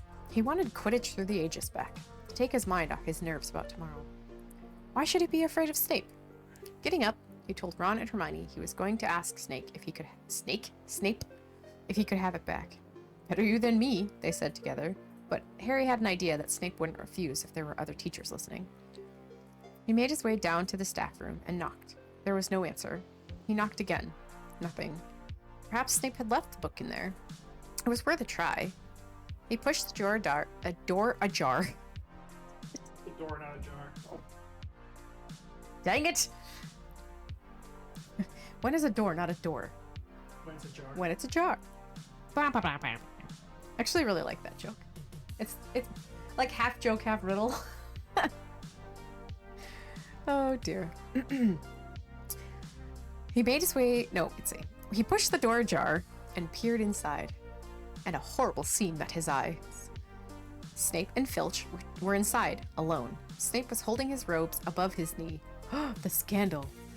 One of his legs was bloody and mangled. Filch was handing Snape bandages. Blasted thing, Snape was saying. How are you supposed to keep your eyes on all three heads at once? Harry tried to shut the door quietly, but Potter! Snape's face was twisted with fury as he dropped his robes quickly to hide his leg. Harry gulped. I was just wondering if I could have my book back. Get out! Out! Harry left before Snape could take any more points from Gryffindor. He sprinted back upstairs. Did you get it? Ron asked as Harry joined them. What's the matter? In a low whisper, Harry told them what he'd seen. You know what this means, he finished breathlessly. He tried to get past the three-headed dog at Halloween. That's where he was going when we saw him. He's after whatever it's guarding. I bet my broomstick he let the troll in to make a diversion. Hermione's eyes were wide. No, he wouldn't, she said. I know he's not very nice, but he wouldn't try and steal something Dumbledore was keeping safe. Honestly, Hermione, you think all teachers are saints or something, snapped Ron. Honestly, Ron. I'm with Harry. I wouldn't put anything past Snape. But what's he after? And what's that dog guarding? Harry went to bed with his head buzzing with the same question. Neville was snoring loudly, but Harry couldn't sleep. He tried to empty his mind. He needed to sleep. He had to. He had his first Quidditch match in a few hours. But the expression on Snape's face when Harry had seen his leg wasn't easy to forget. The next morning dawned, bright and cold. The great hall was full of the delicious smell of fried sausages and the cheerful chatter of everyone looking forward to a good Quidditch match. We've got to eat some breakfast. I don't want anything. Just a bit of toast, wheedled Hermione. Wheedled. Great. What a great word. I'm not hungry. Harry felt terrible. In an hour's time, he'd be walking onto the field. Harry, you need your strength, said Seamus Finnegan. Seekers are always the one who get clobbered by the other team. Thanks, Seamus, said Harry, watching Seamus pile ketchup on his sausages. Ugh, ketchup on your sausages. It's not much different than a hot dog or like a bratwurst. I mean, that's true. They didn't say they were specifically breakfast sausages. Yeah. Ketchup on a breakfast sausage. Yeah, that's not good. Negative. But ketchup on a regular sausage, yeah, I don't think so. Not as bad. By 11 o'clock, the whole school seemed to be out in the stands around the Quidditch pitch. Many students had binoculars. The seats might be raised high in the air, but it was still difficult to see what was going on sometimes. Ron and Hermione joined Neville, Seamus, and Dean. Joined Neville, Seamus, and Dean, the West Ham fan, up in the top row. Is there more than one Dean? Do we have to specify it's Dean, the West Ham fan? What a strange specification. As a surprise for Harry, they had painted a large banner on one of the sheets Scabbers had ruined. It said Potter for President, and Dean, who was good at drawing, had done a large Gryffindor lion underneath. Potter for President. Then Hermione had performed a tricky little charm so that the paint flashed different colors. Meanwhile, in the locker room, Harry and the rest of the team were changing into their scarlet Quidditch robes. Slytherin would be playing in green. Wood cleared his throat for silence. Okay, men, he said. And women, said Chaser Angelina Johnson. And women, Harry. Wood agreed. This is it. The big one, said Fred Weasley. The one we've all been waiting for, said George. We know Oliver's speech by heart, Fred told Harry. We were on the team last year. Shut up, you two, said Wood. This is the best team Gryffindor's had in years, and we're going to win. I know it. Harry glared at them. Or he glared at them all as if to say, or else. Right, it's time. Good luck, all of you. Harry followed Fred and George out of the locker room. And, hoping his knees weren't going to give way, he walked onto the field to loud cheers. Madam Hooch was refereeing. She stood in the middle of the field waiting for the two teams, her broom in hand. Now, I want a nice fair game, all of you, she said, once they were all gathered around her. Harry noticed that she seemed to be speaking particularly to the Slytherin captain, Marcus Flint, a fifth year. Harry thought Flint looked as if he had some troll blood in him. Brutal. Out of the corner of his eye, he saw the fluttering banner high above flashing Potter for President over the crowd. His heart skipped. He felt braver. Mount your brooms, please. Harry clambered onto his Nimbus 2000. Madam Hooch gave a loud blast on her silver whistle. 15 brooms rose up high into the air. They were off, and the quaffle is taken immediately by Angelina Johnson of Gryffindor. What an excellent chaser that girl is, and rather attractive too. Jordan! Sorry, Professor. Weasley Twins' friend Lee Jordan was doing the commentary for the match, closely watched by Professor McGonagall. And she's really belting along up there. A neat pass to Alicia Spinnet, a good find of Oliver Woods. Last year, only a reserve. Back to Johnson. And no, the Slytherins have taken the quaffle. Slytherin Captain Marcus Flint gains the quaffle, and off he goes. Flint flying like an eagle up there. He's going to scare. No! Stopped by an excellent move by Gryffindor Keeper Wood. And the Gryffindors take the quaffle. That's Chaser Katie Bell of Gryffindor there. Nice dive around Flint. Off up the field, and ouch! That must have hurt. Hit in the back of the head by a bludger. Quaffle taken by the Slytherins. That's Adrian Pusey, speeding off toward the goalposts, but he's blocked by a second bludger. Sent his way by Fred or George Weasley, can't tell which. Nice play by the Gryffindor beater anyway. And Johnson back in the possession of the quaffle. A clear field ahead, and off she goes. She's really flying. Dodges a speeding bludger. The goalposts are ahead. Come on now, Angelina. Keeper Bletchley dives. Misses! Gryffindor score! Gryffindor cheers filled the cold air, and with howls and moans from the Slytherins. Budge up there, move along. Hagrid! Ron and Hermione squeezed together to give Hagrid enough space to join them. Been watching for me yet? Said Hagrid, patting a large pair of binoculars around his neck. But it isn't the same as being in a crowd. No sign of a snitch yet, eh? Nope, said Ron. Harry hasn't had much to do yet.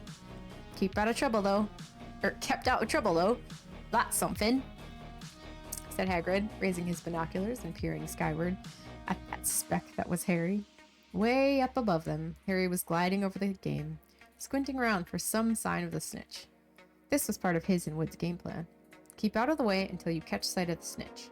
Wood had said, we don't want you attacked before you have to be. When Angelina had scored, Harry had done a couple of loop-loops to let out his feelings. Now he was back staring around for the snitch. Once he caught sight of a flash of gold, but it was just a reflection from one of the Weasleys' wristwatches. Goodness.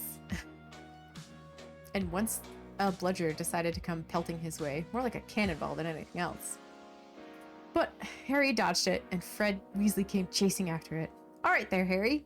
He had time to yell as he beat the bludger furiously toward Marcus Flint. So they're in possession, Lee Jordan was saying. Chaser Pusey ducks 2 bludgers, 2 Weasleys, and Chaser Bill, and speeds toward the... Wait a minute, was that the snitch? A murmur ran through the crowd as Adrian Pusey dropped the quaffle, too busy looking over his shoulder at the flash of gold that had passed his left ear. Harry saw it. In a great rush of excitement, he dived downward after the streak of gold. Slytherin seeker Terrence Higgs had seen it too. Neck and neck, they hurtled for the snitch. All the chasers seemed to have forgotten what they were supposed to be doing as they hung midair to watch. Harry was faster than Higgs. He could see the little round ball, wings fluttering, darting up ahead. He put on an extra burst of speed. Wham! A roar of rage echoed from the Gryffindors below. Marcus Flint had blocked Harry on purpose, and Harry's broom spun off course. Harry holding on for dear life. Foul! Screamed the Gryffindors. Madam Hooch spoke angrily to Flint, and they ordered a free shot at the goalposts for Gryffindor. But in all the confusion, of course, the golden snitch had disappeared from sight again. Down in the stands, Dean Thomas was yelling, "Send him off, ref! Red card!" What are you talking about, Dean? Said Ron. Red card, said Dean furiously. In soccer, you're shown the red card and you're out of the game. But this isn't soccer, Dean, Ron reminded him. Hagrid, however, was on Dean's side. They ought to change the rules. Flint could have knocked Harry out there. Lee Jordan was finding it difficult not to take sides. So, after that obvious and disgusting bit of cheating, Jordan! Growled Professor McGonagall. I mean, after that open and revolting foul, Jordan, I'm warning you. All right. Flint nearly kills Gryffindor Seeker, which could happen to anyone, I'm sure. So a penalty to Gryffindor, taken by Spinnet, who puts it away, no trouble. And we continue play. Gryffindor, still in possession. It was as Harry dodged another bludger, which went spinning dangerously past his head, that it happened. His broom gave a sudden, frightening lurch. For a second, he thought he was going to fall. He gripped his broom tightly with both his hands and knees. He'd never felt anything like it. It happened again. It was as though the broom was trying to buck him off, but Nimbus 2000s did not suddenly decide to buck their riders off. Harry tried to turn back toward the Gryffindor goalposts. He had half a mind to ask Wood to call timeout. Then he realized that his broom was completely out of his control. He couldn't turn it. He couldn't direct it at all. It was zigzagging through the air, and every now and then making violent swishing movements that almost unseated him. Lee was still commentating, so they were in possession. Flint with the quaffle, passes Spinnet, passes Bell, hit hard in the face by a bludger. Oh, but broke his nose. Only joking, Professor. Slytherin score. Oh no. The Slytherins were cheering. No one seemed to have noticed Harry's broom was behaving strangely. It was carrying him slowly higher, away from the game, jerking and twitching as it went. Dunno what Harry thinks he's doing, Hagrid mumbled. He stared through his binoculars. If I didn't know any better, I'd say he's lost control of his broom. But he can't have. Suddenly, people were pointing up at Harry all over the stands. His broom had started to roll over and over, with him only just managing to hold on. Then the whole crowd gasped. Harry's broom had given a wild jerk, and Harry swung off it. He was now dangling from it, holding on with only one hand. Did something happen to it when Flint blocked him? Seamus whispered. Can't have, Hagrid said, his voice shaking. Can't nothing interfere with a broomstick, except powerful dark magic. No kid could do that to a Nimbus 2000. At these words, Hermione seized Hagrid's binoculars, but instead of looking at Harry, she looked frantically at the crowd. What are you doing? Moaned Ron, gray-faced. I knew it.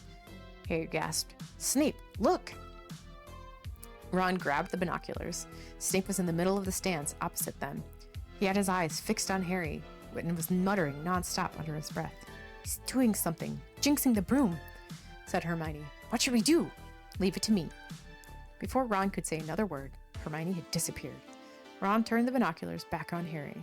His broom was vibrating so hard it was almost impossible for him to hang on much longer. The whole crowd was on its feet, watching, terrified, as the Weasleys flew up to try and pull Harry safely onto one of their brooms, but it was no good.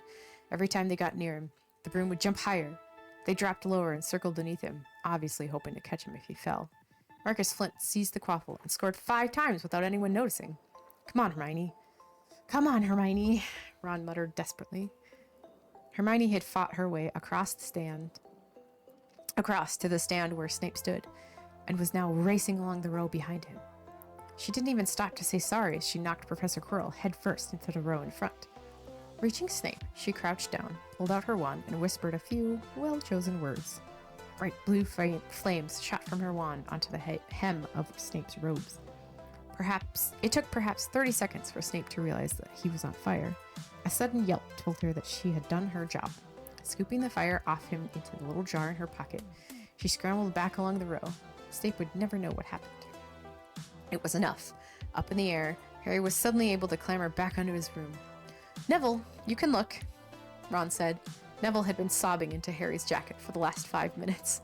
Harry was speeding toward the ground when the crowd saw him clap his hands to his mouth as he looked like he was about to be sick. He hit the ground with all fours, coughed, and something gold fell into his hand. I've got the snitch, he shouted, waving it above his head. The game ended in complete confusion. He didn't catch it, he nearly swallowed it. Flint was still howling 20 minutes later, but it made no difference. Harry hadn't broken any rules, and Lee Jordan still happily shouting the results. Gryffindor had won 170 points to 60. Harry heard none of this, though. He was being made a cup of strong tea back in Hagrid's hut with Ron and Hermione. It was Snape, Ron said. Ron was explaining. Hermione and I saw him. He was cursing your broomstick, muttering. He wouldn't take his eyes off you. Rubbish, said Hagrid, who hadn't heard a word of what had gone on next to him in the stands. Why would Snape do something like that? Harry, Ron, and Hermione looked at one another, wondering what to tell him. Harry decided on the truth.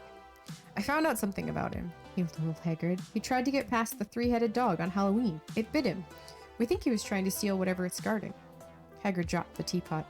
How do you know about Fluffy? Oh, he said. Fluffy? Yeah, he's mine.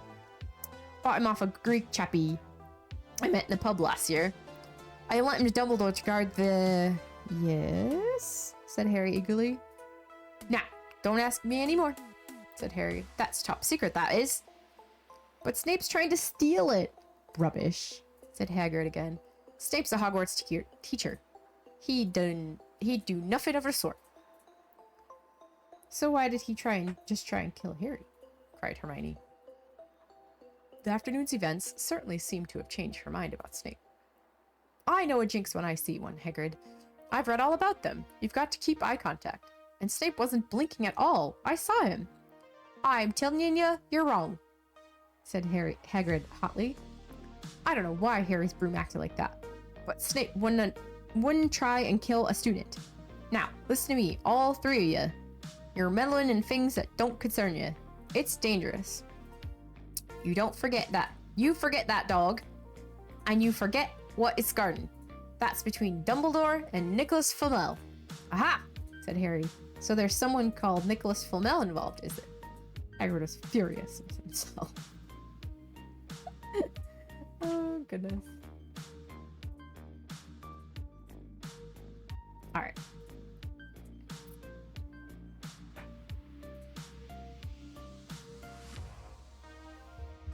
Well.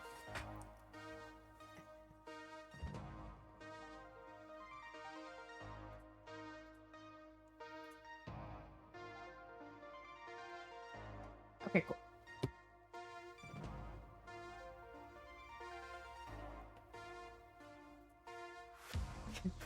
Quack is very interested in this story.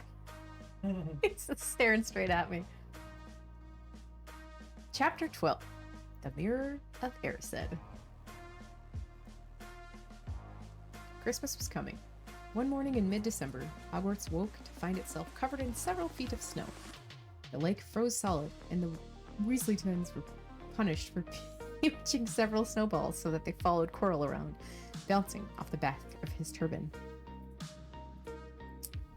That's very funny when you know the end of this book. The fact that they're doing that. But that's spoilers. And we have to wait till the end.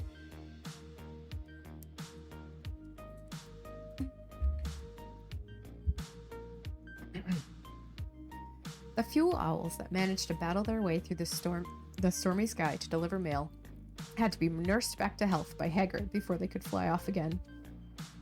No one could wait for the holidays to start. While the Gryffindor common room and the Great Hall had roaring fires, the drafty corridors had become icy, and a bitter wind rattled the windows of the classrooms. Worst of all were Professor Snape's classes down in the dungeon, where their breath rose in a mist before them, and had to keep as close as possible to their hot cauldrons. "I do feel so sorry," said Draco Malfoy, one potions class, "for all those people who have to stay at Hogwarts for Christmas because they're not wanted at home." He was looking over at Harry as he spoke. Crabbe and Goyle chuckled. Harry, who was measuring out powdered spine of lionfish, ignored them. Malfoy had been even more unpleasant than his usual since the Quidditch match.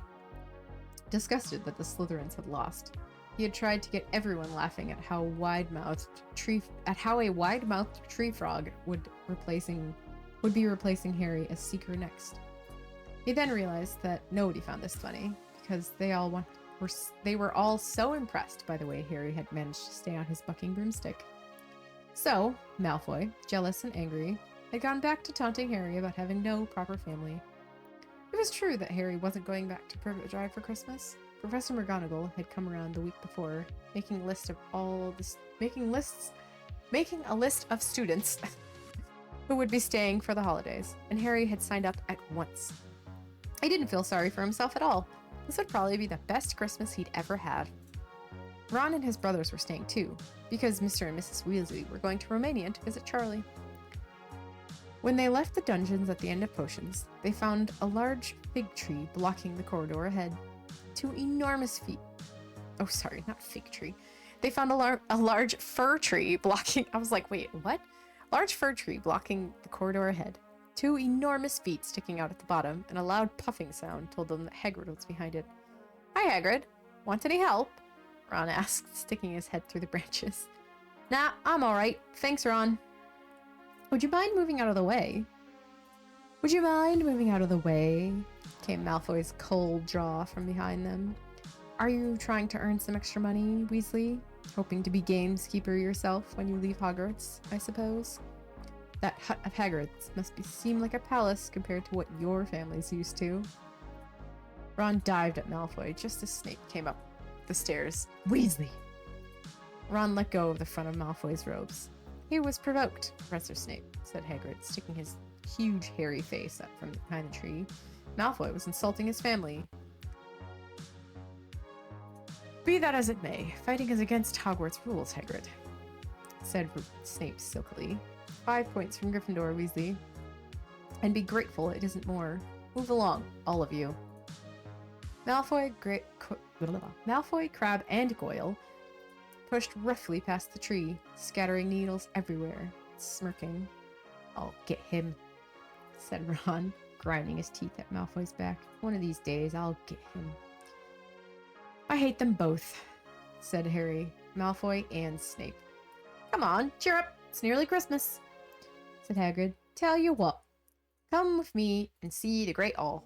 It looks a treat. So, the three of them followed Hagrid and his tree off to the Great Hall, where Professor McGonagall and Professor Flitwick were busy with the Christmas decorations. Ah, Hagrid, the last tree. Put it in the far corner, would you?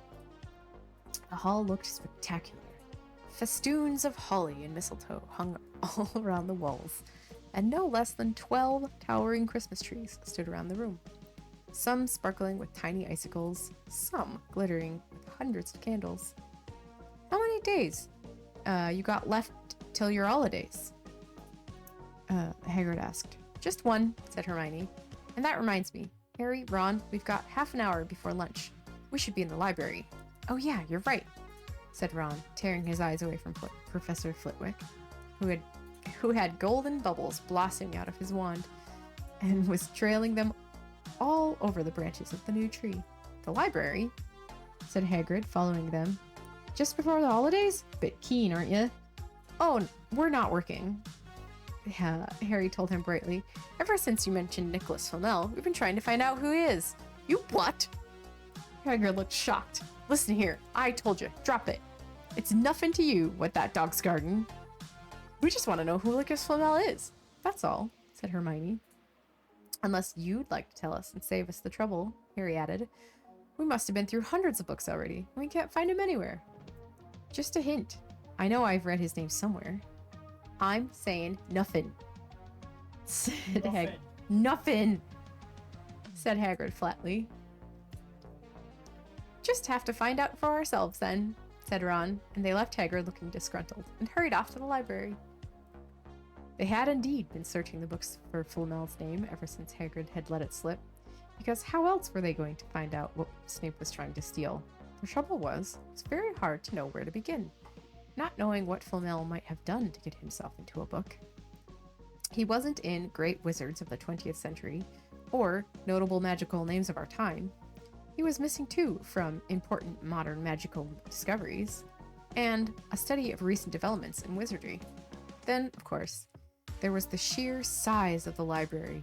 Tens of thousands of books, thousands of shelves, hundreds of narrow rows.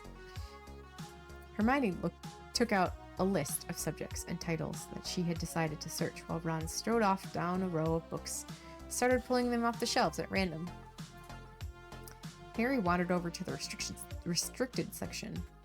He'd been wondering for a while if Flamel wasn't somewhere in there.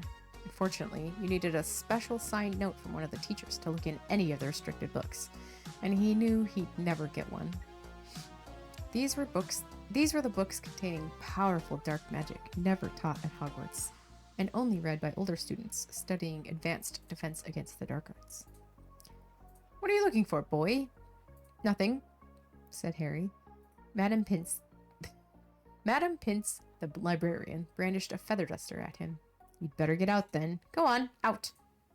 Wishing he'd been quicker at thinking up some story, Harry left the library. He, Ron, and Hermione had already agreed that they'd better not ask Madam Pince where they could find Flamel. They were sure she'd be able to tell them, but they couldn't risk Snape hearing what they'd been up to. Harry waited outside in the corridor to see if the other two had found anything, but he wasn't very hopeful. They'd been looking for 2 weeks after all. But as they only had odd moments between lessons, it wasn't surprising they'd found nothing. What they really needed was a nice long search without Madam Pince breathing down their necks. 5 minutes later, Ron and Hermione joined him, shaking their heads.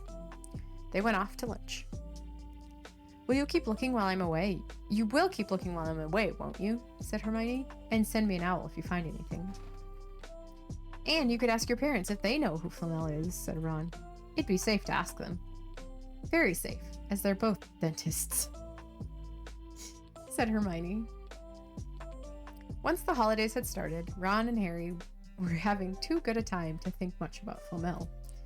They had the dormitory to themselves, and the common room was far emptier than usual, so they were able to get the good armchairs by the fire. They sat by the hour, eating anything they could spear on a toasting fork. Bread, English muffins, marshmallows. Odd the Wizarding World has marshmallows. When they seem to be so befuddled by everything muggle.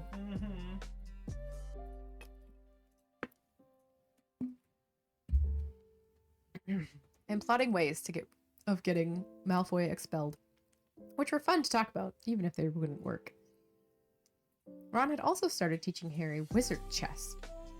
This was exactly like Muggle chess, except that the figures were alive, which made it a lot like directing troops in a battle. Ron's set was very old and battered. Like everything else he owned, it had once belonged to someone else in his family. In this case, his grandfather. However, old chessmen weren't a drawback at all. Ron knew them so well, he never had trouble getting them to do what he wanted. Harry played with chessman chessman Seamus Finnegan had lent him, and they didn't trust him at all. He wasn't a very good player yet, and they kept shouting different bits of advice at him, which was confusing. Don't send me there. Can't you see his knight? Send him! We can afford to lose him. On Christmas Eve, Harry went to bed looking forward to the next day, for the food and the fun, but not expecting any presents at all. When he woke early in the morning, however, the first thing he saw was a small pile of packages at the foot of his bed. "Merry Christmas," said Ron sleepily as Harry scrambled out of bed and pulled on his bathrobe. "You too," said Harry. "Will you look at that? I've got some presents." "What did you expect? Turnips?" said Ron, turning to his own pile, which was a lot bigger than Harry's. Harry picked up the top parcel. It was wrapped in thick brown paper. It was wrapped in thick brown paper, and scrawled across it was, "To Harry, from Hagrid." Inside was a roughly cut wooden flute. Hagrid had obviously whittled it himself. Hagrid.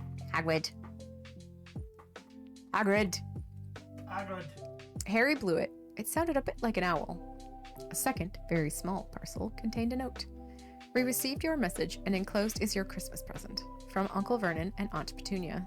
Taped to the note was a 50-pence piece. "That's friendly," said Harry.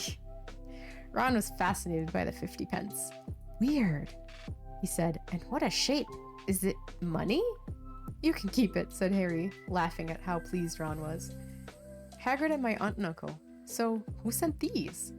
"I think I know who that one's from," said Ron, turning a bit pink and pointing to a very lumpy parcel. "My mom. I told her you didn't expect any presents, and oh no," he groaned, "she's made you a Weasley sweater." Harry had torn open the parcel to find a thick, hand-knitted sweater in emerald green with a large box of homemade fudge. "Every year she makes us a sweater," said Ron, unwrapping his own, "and mine's always maroon." "It's really nice of her," said Harry, trying the fudge, which was very tasty. His next present also contained candy. A large box of chocolate frogs from Hermione. This left only one parcel. Harry picked it up and felt it. It was very light. He unwrapped it. Something fluid and silvery gray went slithering to the floor, where it lay in gleaming folds. Ron gasped. "I've heard of those," he said in a hushed voice, dropping the box of every flavored beans he'd gotten from Hermione.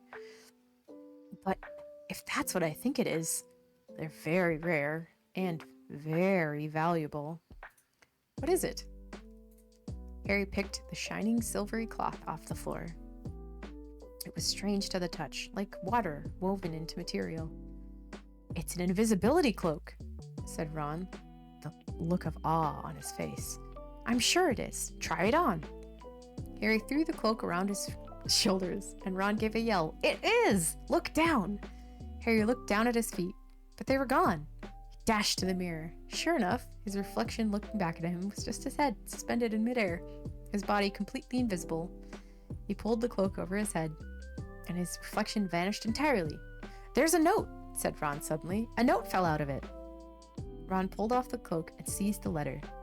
Written in narrow, loopy writing he had never seen before were the following words.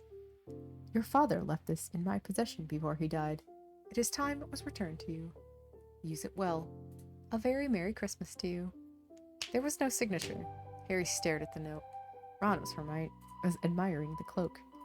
I'd give anything for one of these, he said. Anything. What's the matter? Nothing, said Harry. He felt very strange. Who had sent the cloak? Had it really once belonged to his father?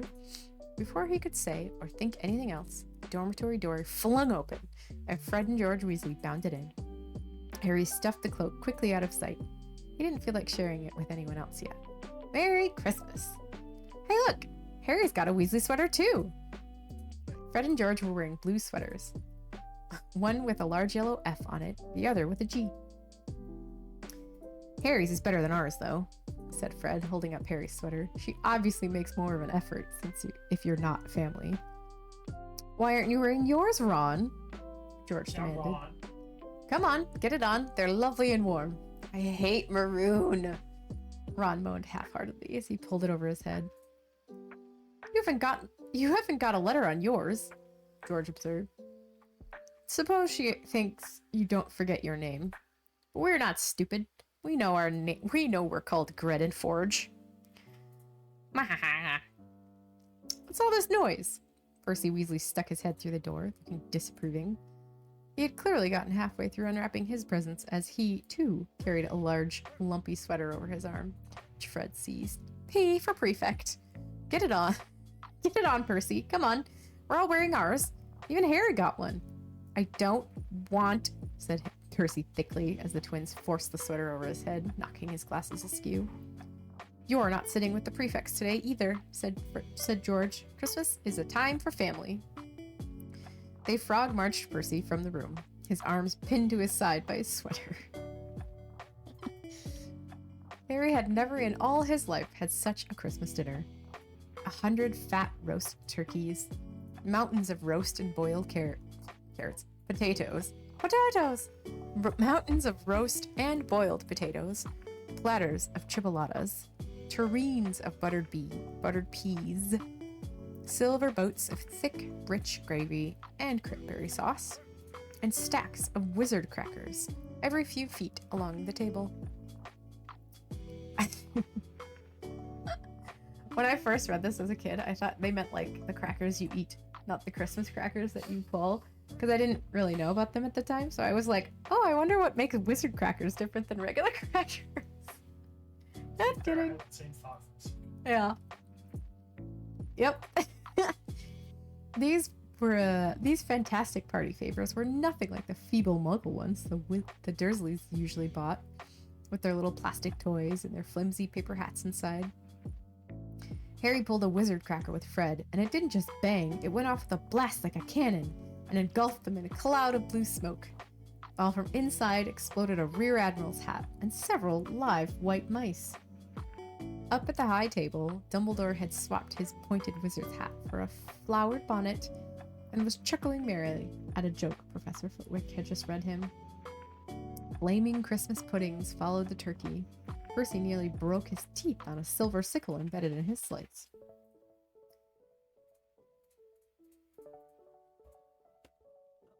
Quacky's off to stretch. Ah. There we go.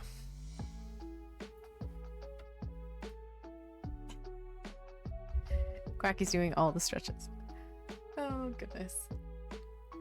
Harry watched Hagrid getting redder and redder in the face as he called for more and more wine, finally kissing Professor McGonagall on the cheek, who, to Harry's amazement, giggled and blushed, her top hat lopsided. When Harry finally left the table, he was laden down with stacks of things out of the crackers, including a pack of non-explodable luminous balloons, a grow-your-own-warts kit, and his own new wizard's chess set. The white mice had disappeared, and Harry had a nasty feeling they were going to end up as Mrs. Norris's Christmas dinner.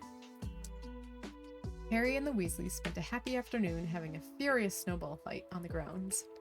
Cold, wet, and gasping for breath, they returned to the fire in the Gryffindor common room, where Harry broke in his new chess set by losing spectacularly to Ron. He suspected he wouldn't have lost so badly if Percy hadn't tried to help him so much. After a meal of turkey sandwiches, English muffins, trifle, and Christmas cake, Everyone felt too full and sleepy to do much before bed, except sit and watch Percy chase Fred and George all over the Gryffindor Tower, because they'd stolen his prefect badge. It had been Harry's best Christmas day ever. Yet, something had been nagging him at the back of his mind all day. Not until he climbed into bed was he free to think about it. The invisibility cloak, and whoever had sent it. Ron, full of turkey and cake, and with nothing mysterious to bother him, fell asleep almost as soon as he'd drawn the curtains of his four-poster bed. No. Harry leaned over the side of his own bed and pulled the cloak out from underneath it. His father's. This had been his father's. He let the material flow over his hands, smoother than silk, light as air. Use it well, the note had said. He had to try it, now. He slipped out of bed and wrapped the cloak around himself. Looking down at his legs, he saw only moonlight shadows. It's a very funny feeling. Use it well. Suddenly, Harry felt wide awake. The whole of Hogwarts was open to him with this cloak. Excitement flooded through him as he stood there in the dark and silence. He could go anywhere in this. Anywhere. And Filch would never know. Ron grunted in his sleep. Should Harry wake him? Something held him back. His father's cloak. He felt that this time, the first time, he wanted to use it alone.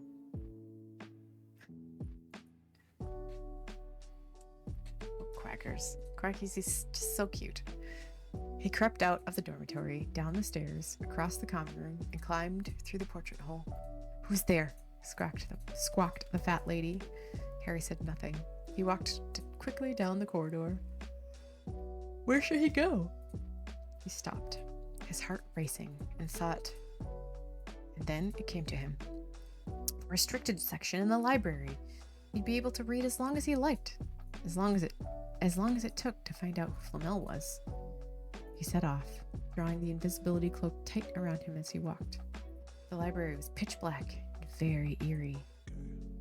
Harry lit a lamp to see his way along the rows of books. The lamp looked as if it was floating in midair. And, even though Harry could feel his arm supporting it, the sight gave him the creeps.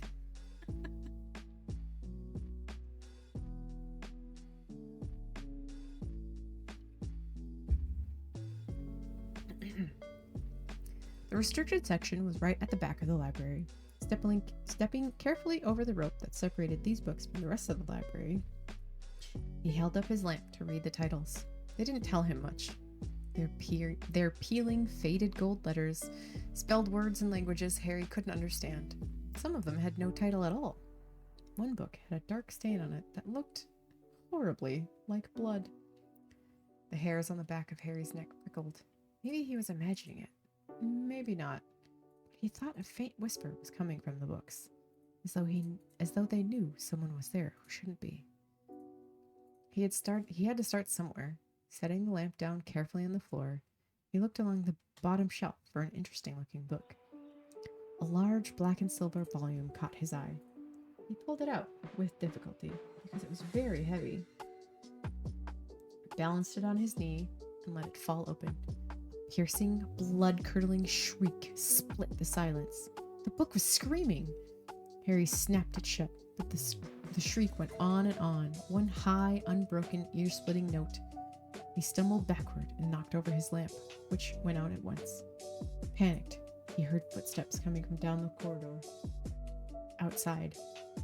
Stuffing the shrieking book back on the shelf, he ran for it. He passed Filch in the doorway. Filch's pale, wide eyes looked straight through him, and Harry slipped under Filch's outstretched arm and streaked off up the corridor, the book's shrieks still ringing in his ears. What's up, Crackers? Hi, bud.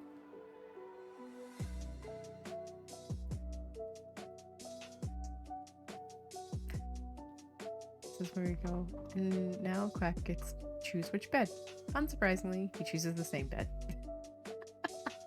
He loves that combo of beds. He came to a sudden halt in front of a tall suit of armor. He'd been so busy getting away from the library, he hadn't paid attention to where he was going. Perhaps because it was dark, he didn't recognize where he was at all. There was a suit of armor near the kitchen, he knew, but he must be 5 floors above there. You asked me to come directly to you, Professor, if anyone was wandering around the night. And somebody's been in the library. Restricted section. Harry felt the blood drain out of his face.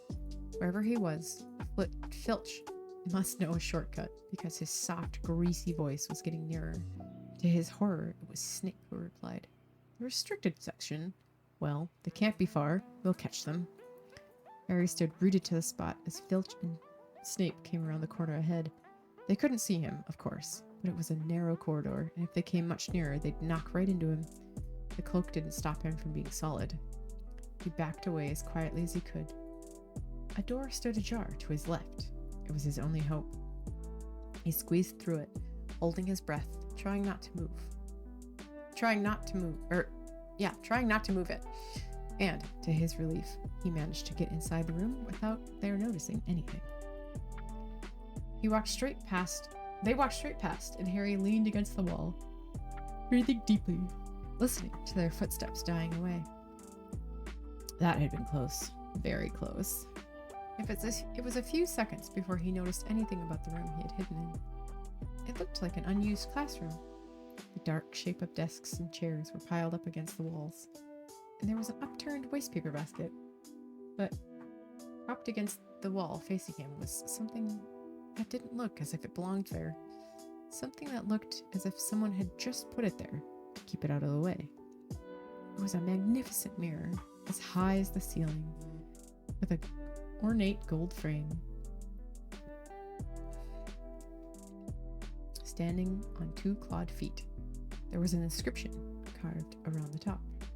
It said, Stra, Eru, Oit, Ube, Kafru, Oit, On, Washi. His panic faded now that there was no sound of Filch and Snape. Harry moved nearer to the mirror, wanting to look at himself, but to see no reflection again. He stepped in front of it. He had to clasp his hands to his mouth to stop himself from screaming. He whirled around. His heart was pounding far more furiously than when the book started screeching. For he had seen not only himself in the mirror, but a whole crowd of people standing right behind him. But the room was empty. Breathing very fast, he turned slowly back to the mirror. There he was, reflected in it, white and scared looking. And there, reflected behind him, were at least 10 others. Harry looked over his shoulder, but still, no one was there. Or were they all invisible too? Was he in fact in a room full of invisible people, and this mirror's trick was that it reflected them, invisible or not? He looked in the mirror again. A woman standing right behind his reflection was smiling at him and waving. He reached out a hand and felt the air behind him. If she really was there, he'd touch her. Their reflections were so close. But he felt only air. She and the others existed only in the mirror. She was a very pretty woman. She had dark red hair, and her eyes are just like mine, Harry thought, edging a little closer to the glass. Bright green, exactly the same shape. But then he noticed that she was crying, smiling, but crying at the same time. The tall, thin, black-haired man standing next to her put his arm around her. He wore glasses, and his hair was very untidy. It stuck up at the back, just like Harry's did. Harry was so close to the mirror now that his nose was nearly touching that of his reflection. "Mom?" he whispered. "Dad?" Then they just looked at him, smiling, and slowly Harry looked into the faces of the other people in the mirror and saw other pairs of green eyes like his, other noses like his, even an odd little man who looked as though he had Harry's knobbly knees. Harry was looking at his family for the first time in his life.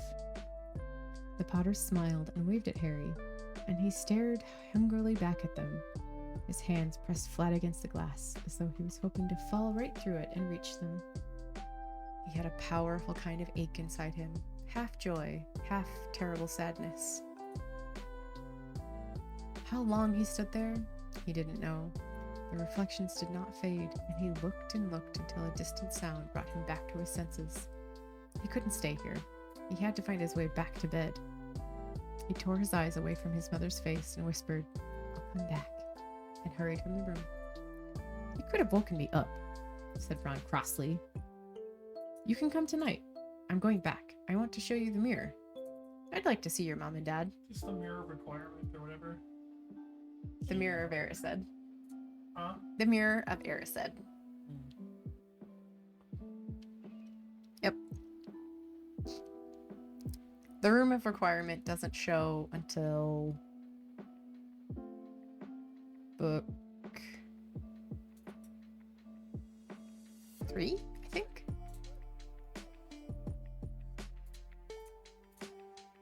I think it's book 3.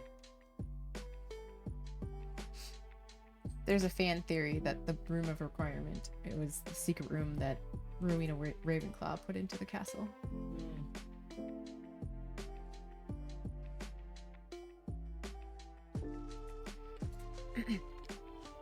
"I'd like to see your mom and dad," Ron said eagerly. "And I want to see all your family, all the Weasleys. You'll be able to show me your other brothers and everyone." "You can see them any old time," said Ron. "Just come around my house this summer. Anyway, maybe it only shows dead people. Shame about not finding Flamel, though. Have some bacon, or something. Why aren't you eating anything?" Harry couldn't eat. He had seen his parents, and would be seeing them again tonight. He had almost forgotten of Flamel. It didn't seem very important anymore. Who cared about what a three-headed dog was guarding? What did it matter if Snape stole it, really? "Are you all right?" said Ron. "You look odd." What Harry feared the most was that he might not be able to find the mirror room again. With Ron covered in the cloak too, they had to walk much more slowly than the next night. They tried retracing Harry's route from the library, wandering around the dark passages for nearly an hour. "I'm freezing," said Ron. "Let's forget it and go back." "No," Harry hissed. "I know it's here, somewhere." They passed the ghost of a tall witch, gliding in the opposite direction, but saw no one else. Just as Ron started moaning, his feet were dead, cold, Harry spotted the suit of armor. "It's here! Just here! Yes!" They pushed the door open. Harry dropped the cloak from around his shoulders and ran to the mirror. There they were. His mother and father beamed at the sight of him. "See?" Harry whispered. "I can't see anything." Look at them all. There's loads of them. I can only see you." "Look at it properly. Go on, stand where I am." Harry stepped aside, but with Ron in front of the mirror, he couldn't see his family anymore. Just Ron in his paisley pajamas. Ron, though, was staring transfixed at his reflection. "Look at me," he said. "Can you see all your family standing around you?" "No, I'm alone, but I'm different. I look older, and I'm head boy." "What?" "I am. I'm wearing the badge like Bill used to, and I'm holding the house cup and the Quidditch cup. I'm Quidditch captain too." Ron tore his eyes away from the splendid sight to look excitedly at Harry. "Do you think this mirror shows the future?" "How can it? All my family are dead. Let me have another look. You had yourself all last night. Give me a bit more time." You're only holding the Quidditch cup. What's interesting about that? I want to see my parents. Don't push me." A sudden noise outside in the corridor put an end to their discussion. I hadn't realized how loudly they'd been talking. "Quick!" Ron threw the cloak back over them as luminous eyes and Mrs. Norris came around the door. Ron and Harry stood quite still, both of them thinking the same thing. Did the cloak work on cats? After what seemed like an age, she turned and left. "This isn't safe. She might have gone for Filch. I bet she heard us. Come on." And Ron pulled Harry out of the room. The snow still hadn't melted the next morning. "Want to play chess, Harry?" said Ron. "No." "Why don't we go down and visit Hagrid?" "No, you go." "I know what you're thinking about, Harry. That mirror. Don't go back tonight." "Why not?" "I don't know. I've just got a bad feeling about it. And anyway, you've had too many close shaves already. Filch, Snape, and Mrs. Norris are wandering around. So what if they can't see you? What if they walk into you? What if you knock something over? You sound like Hermione." "I'm serious, Harry. Don't go." But Harry only had one thought in his head, which was to get back in front of the mirror, and Ron wasn't going to stop him. That third night, he found his way more quickly than before. He was walking so fast, he knew he was making more noise than wise, but didn't meet anyone. And there was his mother and father smiling at him again, and one of his grandfathers nodding happily. Harry sank down to sit on the floor in front of the mirror. There was nothing to stop him from staying here all night with his family. Nothing at all. Except... So, back again, Harry. Harry felt as though his insides had turned to ice. He looked behind him. Sitting on one of the desks by the wall was none other than Albus Dumbledore. Harry must have walked straight past him, so desperate to get to the mirror he hadn't noticed him. I didn't see you, sir. Strange how nearsighted being invisible can make you, said Dumbledore, and Harry was relieved to see that he was smiling. So, said Dumbledore, slipping off the desk to sit on the floor with Harry, you, like hundreds before you, have discovered the delights of the Mirror of Erised. I didn't know it was called that, sir, but I expect you've realized by now what it does. It shows me my family, and it showed your friend Ron himself as head boy. How did you... I don't need a cloak to become invisible, said Dumbledore gently. Now, can you think what the Mirror of Erised shows us all? Harry shook his head. Let me explain. The happiest man on earth would be able to use the mirror said like a normal mirror. That is, he would look into it and see only himself exactly as he is. Does that help? Harry thought. Then he said slowly, it shows us what we want, whatever we want.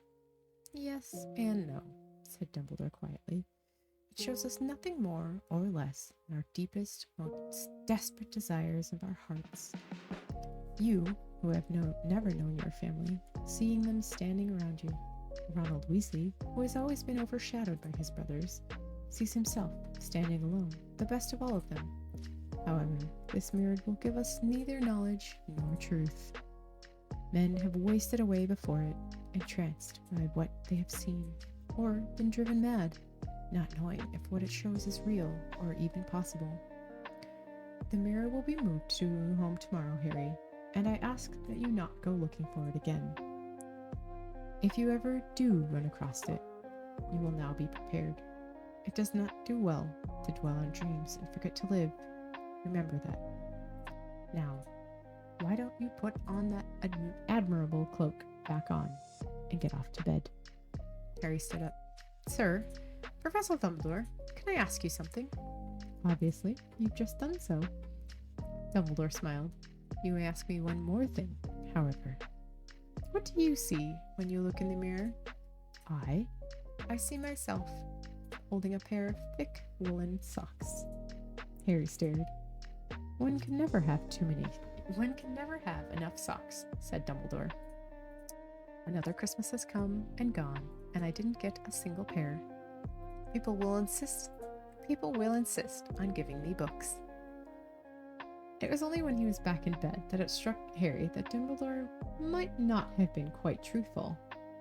But then he thought, as he shoved Scabbers off his pillow, it had been quite a personal question.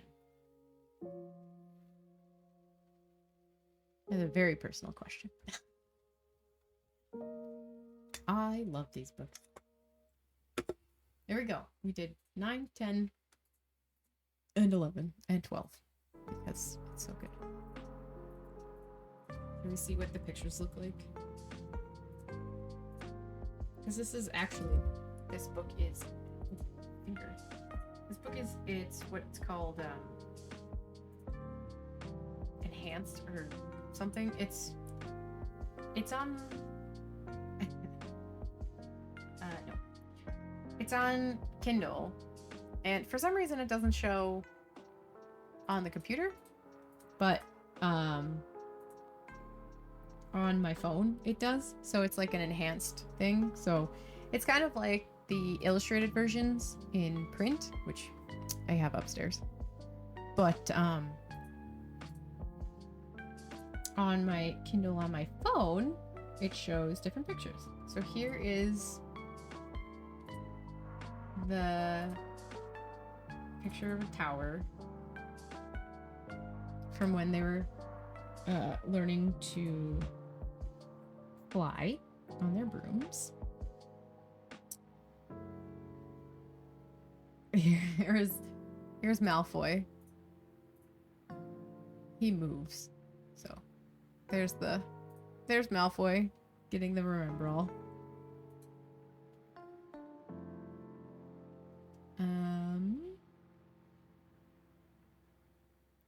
Quidditch. It's very funny because when you're reading it, occasionally there'll be like ink spots on the side of the page. And you have to click the play button. And it'll be like, it'll just appear. So here's a bunch of suits of armor. When they were running from the trophy room. Some more suits of armor. And here's Peeves. Being naughty. I don't really know what he's doing, but he's just wiggling around. Being Peeves. Now we're on Halloween. Here's the broom. It's like, I have to hold it just so. Otherwise it gets mad. And here's the Quidditch pitch.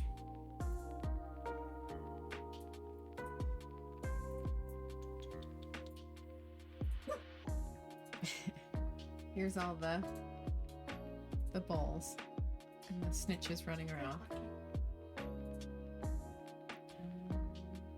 What else we got? Here's a troll.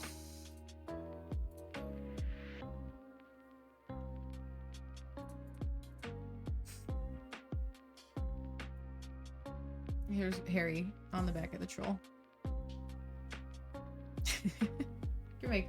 I can make my screen bigger. Just realized that I'm like, it's tiny. Here we go. Oh wait. Oops. Here we go. There's Crackers. Try to get both boys in the frame. There's the boys in the dog cam. There. So here's the troll. My screen is very dirty on my phone. This is Newt Scamander's Guide to Trolls.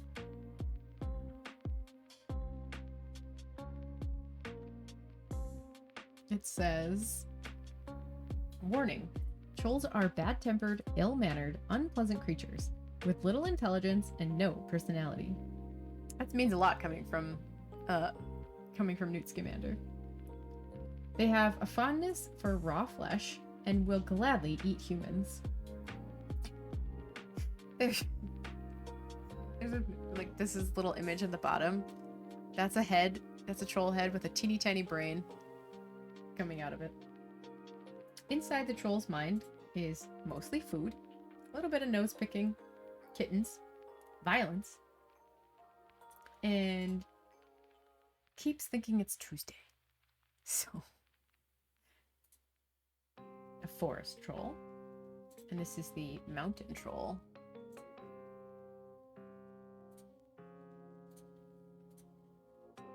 Mountain troll, 12 feet high.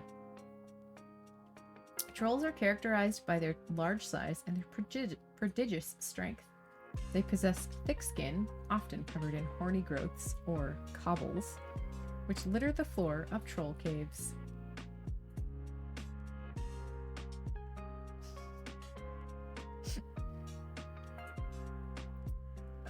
Ooh, Quidditch. This is the Quidditch pitch. Here's Hermione with her fancy spiel.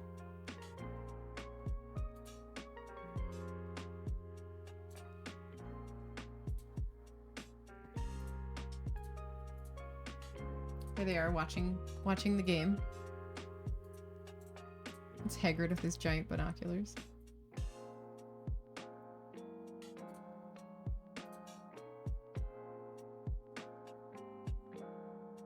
Oh, funny. Here they are trying to catch the snitch.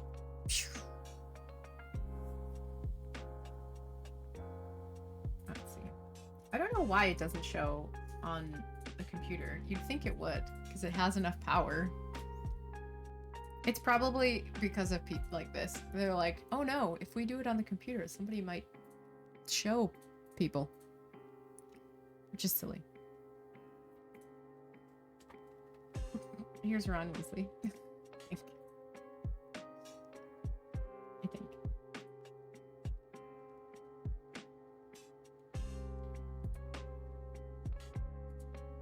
Here's some wizard chess. You have to bring down your tablet when you do it. I know. I just thought of this. Actually, I wonder if I have Kindle on my tablet. I forgot I was watching an Oopaville video before this. I was like, whoa, Oopaville. Do I have it on my tablet? I don't, but I'll definitely get it for sure. I think I do. Ooh. Nope.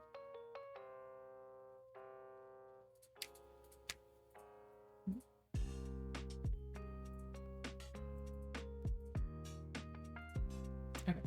It's not hidden in any of my things. So here's a different color. Wizard's chess. It's very dark. Here's Harry at the Mirror of Erised. It's very dark. But yeah, I'll have to get it on my tablet so I can show it bigger. Sweet. This is Dumbledore sitting with Harry. Oops. There we go. And that's it. It's funny because they don't have pictures for everything. Also, I should just bring down my illustrated version and see what that is. I blinked furiously there for a second. All right.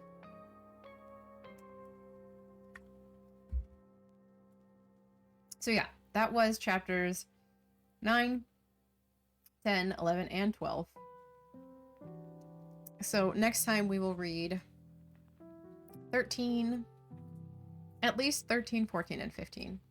I think there's only 17 chapters in the book, so it's possible we might finish it next time, I should say. Let me check my schedule.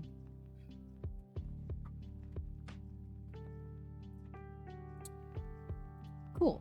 Yeah, so I actually, after this past week, I literally had something every single day. This week I do not have anything, as far as I know. Maybe I'll... Sweet. Maybe I will,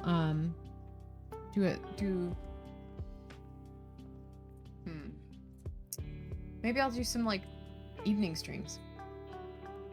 Oh, calm down. Whoa. Calm down. Calm down, me. Because, yeah, I'm pretty sure there's only 17 chapters. Yes. I also have this book on the Barnes & Noble Nook. Which I actually have a little nook. Maybe I'll put a Kindle on my list. Which reminds me, I'll write myself things to do. Things to do.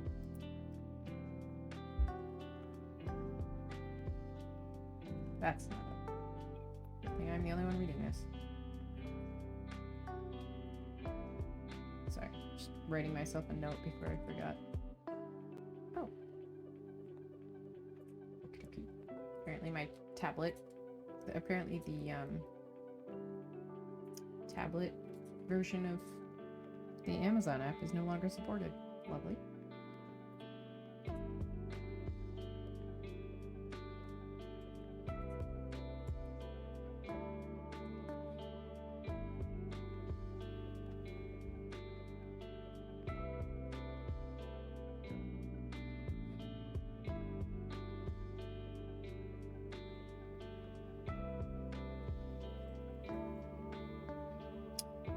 update my throne list, my throne wish list.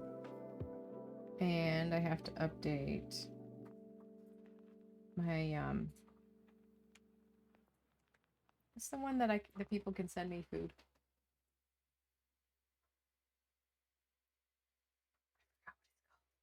Can't remember what it's called. The food one. Treat stream. Treat stream. There we go. It's such a simple name. That's probably why I forgot it. And update. I have updated the dog's Amazon wish list. I should. I should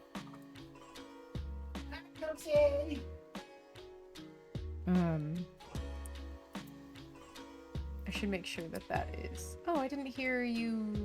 Yeah, it might not have went through. And maybe it's. Oh, I wonder if it's not on this. On this page.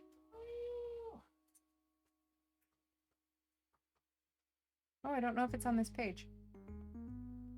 Maybe I'll do. Have you look at layouts and maybe update my layout. We've had this one for a hot minute, so.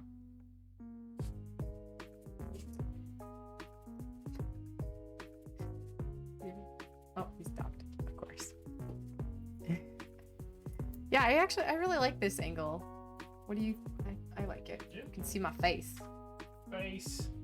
You can see all the weird faces I make. Also, you can see the lights a lot better too. And my ears. My headphone ears. Hi, buddy. Hi, come here. Come here.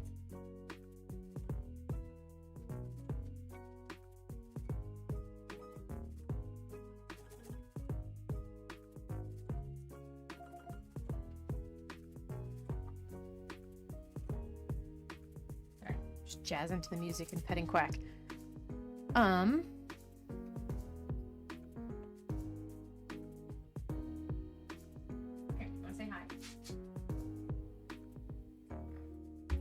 It's a good thing my arms are not. Hello! Now you can see the baby's face. His butt, I guess. Dog butt. There's his face. Say hi. And show them all your pretty jewels. And being Mike Wazowski, but Quacky. This is Quack. Oh, it's a big yawn, buddy. Yeah.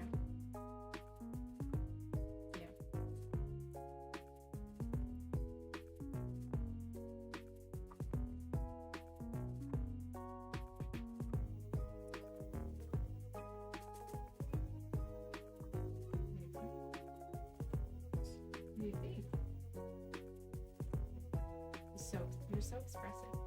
Yeah, your little ears are just so expressive. Okay.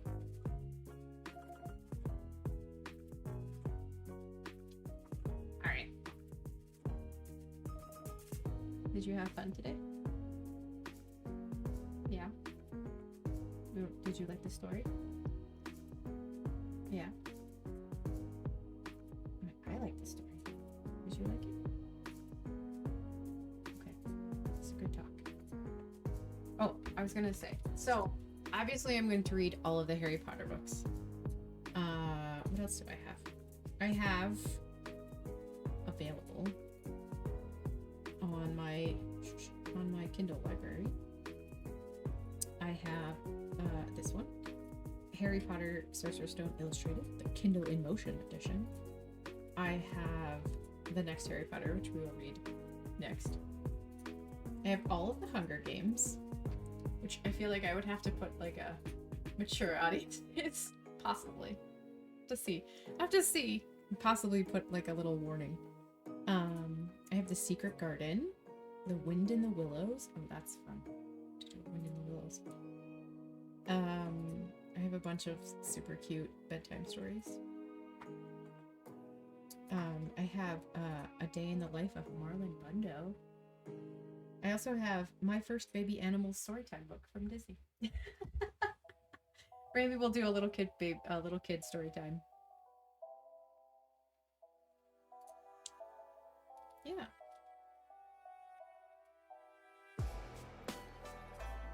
All right, chat. If you are watching this on VOD, thank you so much. I super appreciate you. If you are new, hello, welcome. Please drop a follow, then you'll know when I'm live again. I read books. I bake goods when it's not super freezing in my house. So usually in the spring, summer. The spring, summer, fall. So May. What else do I do? I play video games. I play super chill games. We just try to keep it chill, low key. We hang out with the dogs. There's always a dog cam, so that you can always come. You can always come and hang out with us. Quack's very excited because Mav just took his headphones off. Ooh, his little heart is racing.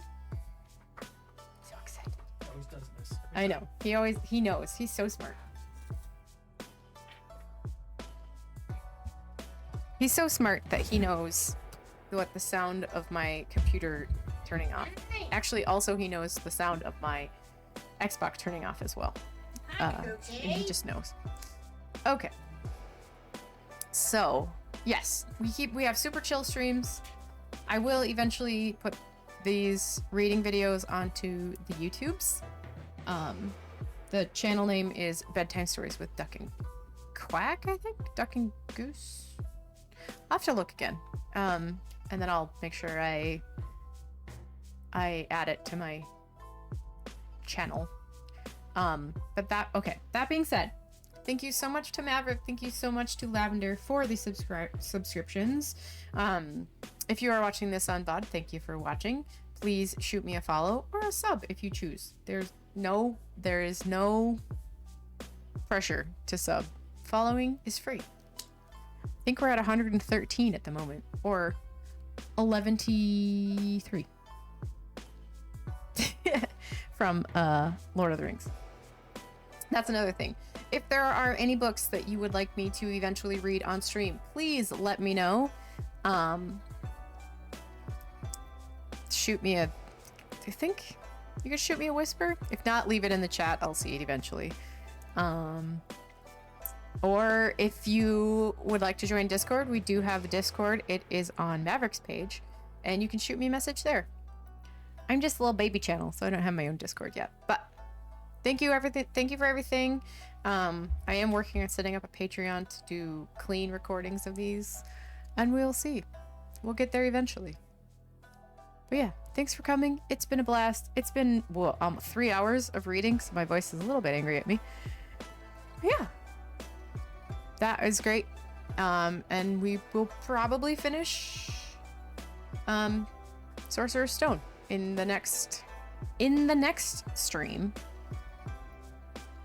And with that, I will just say, have a great day.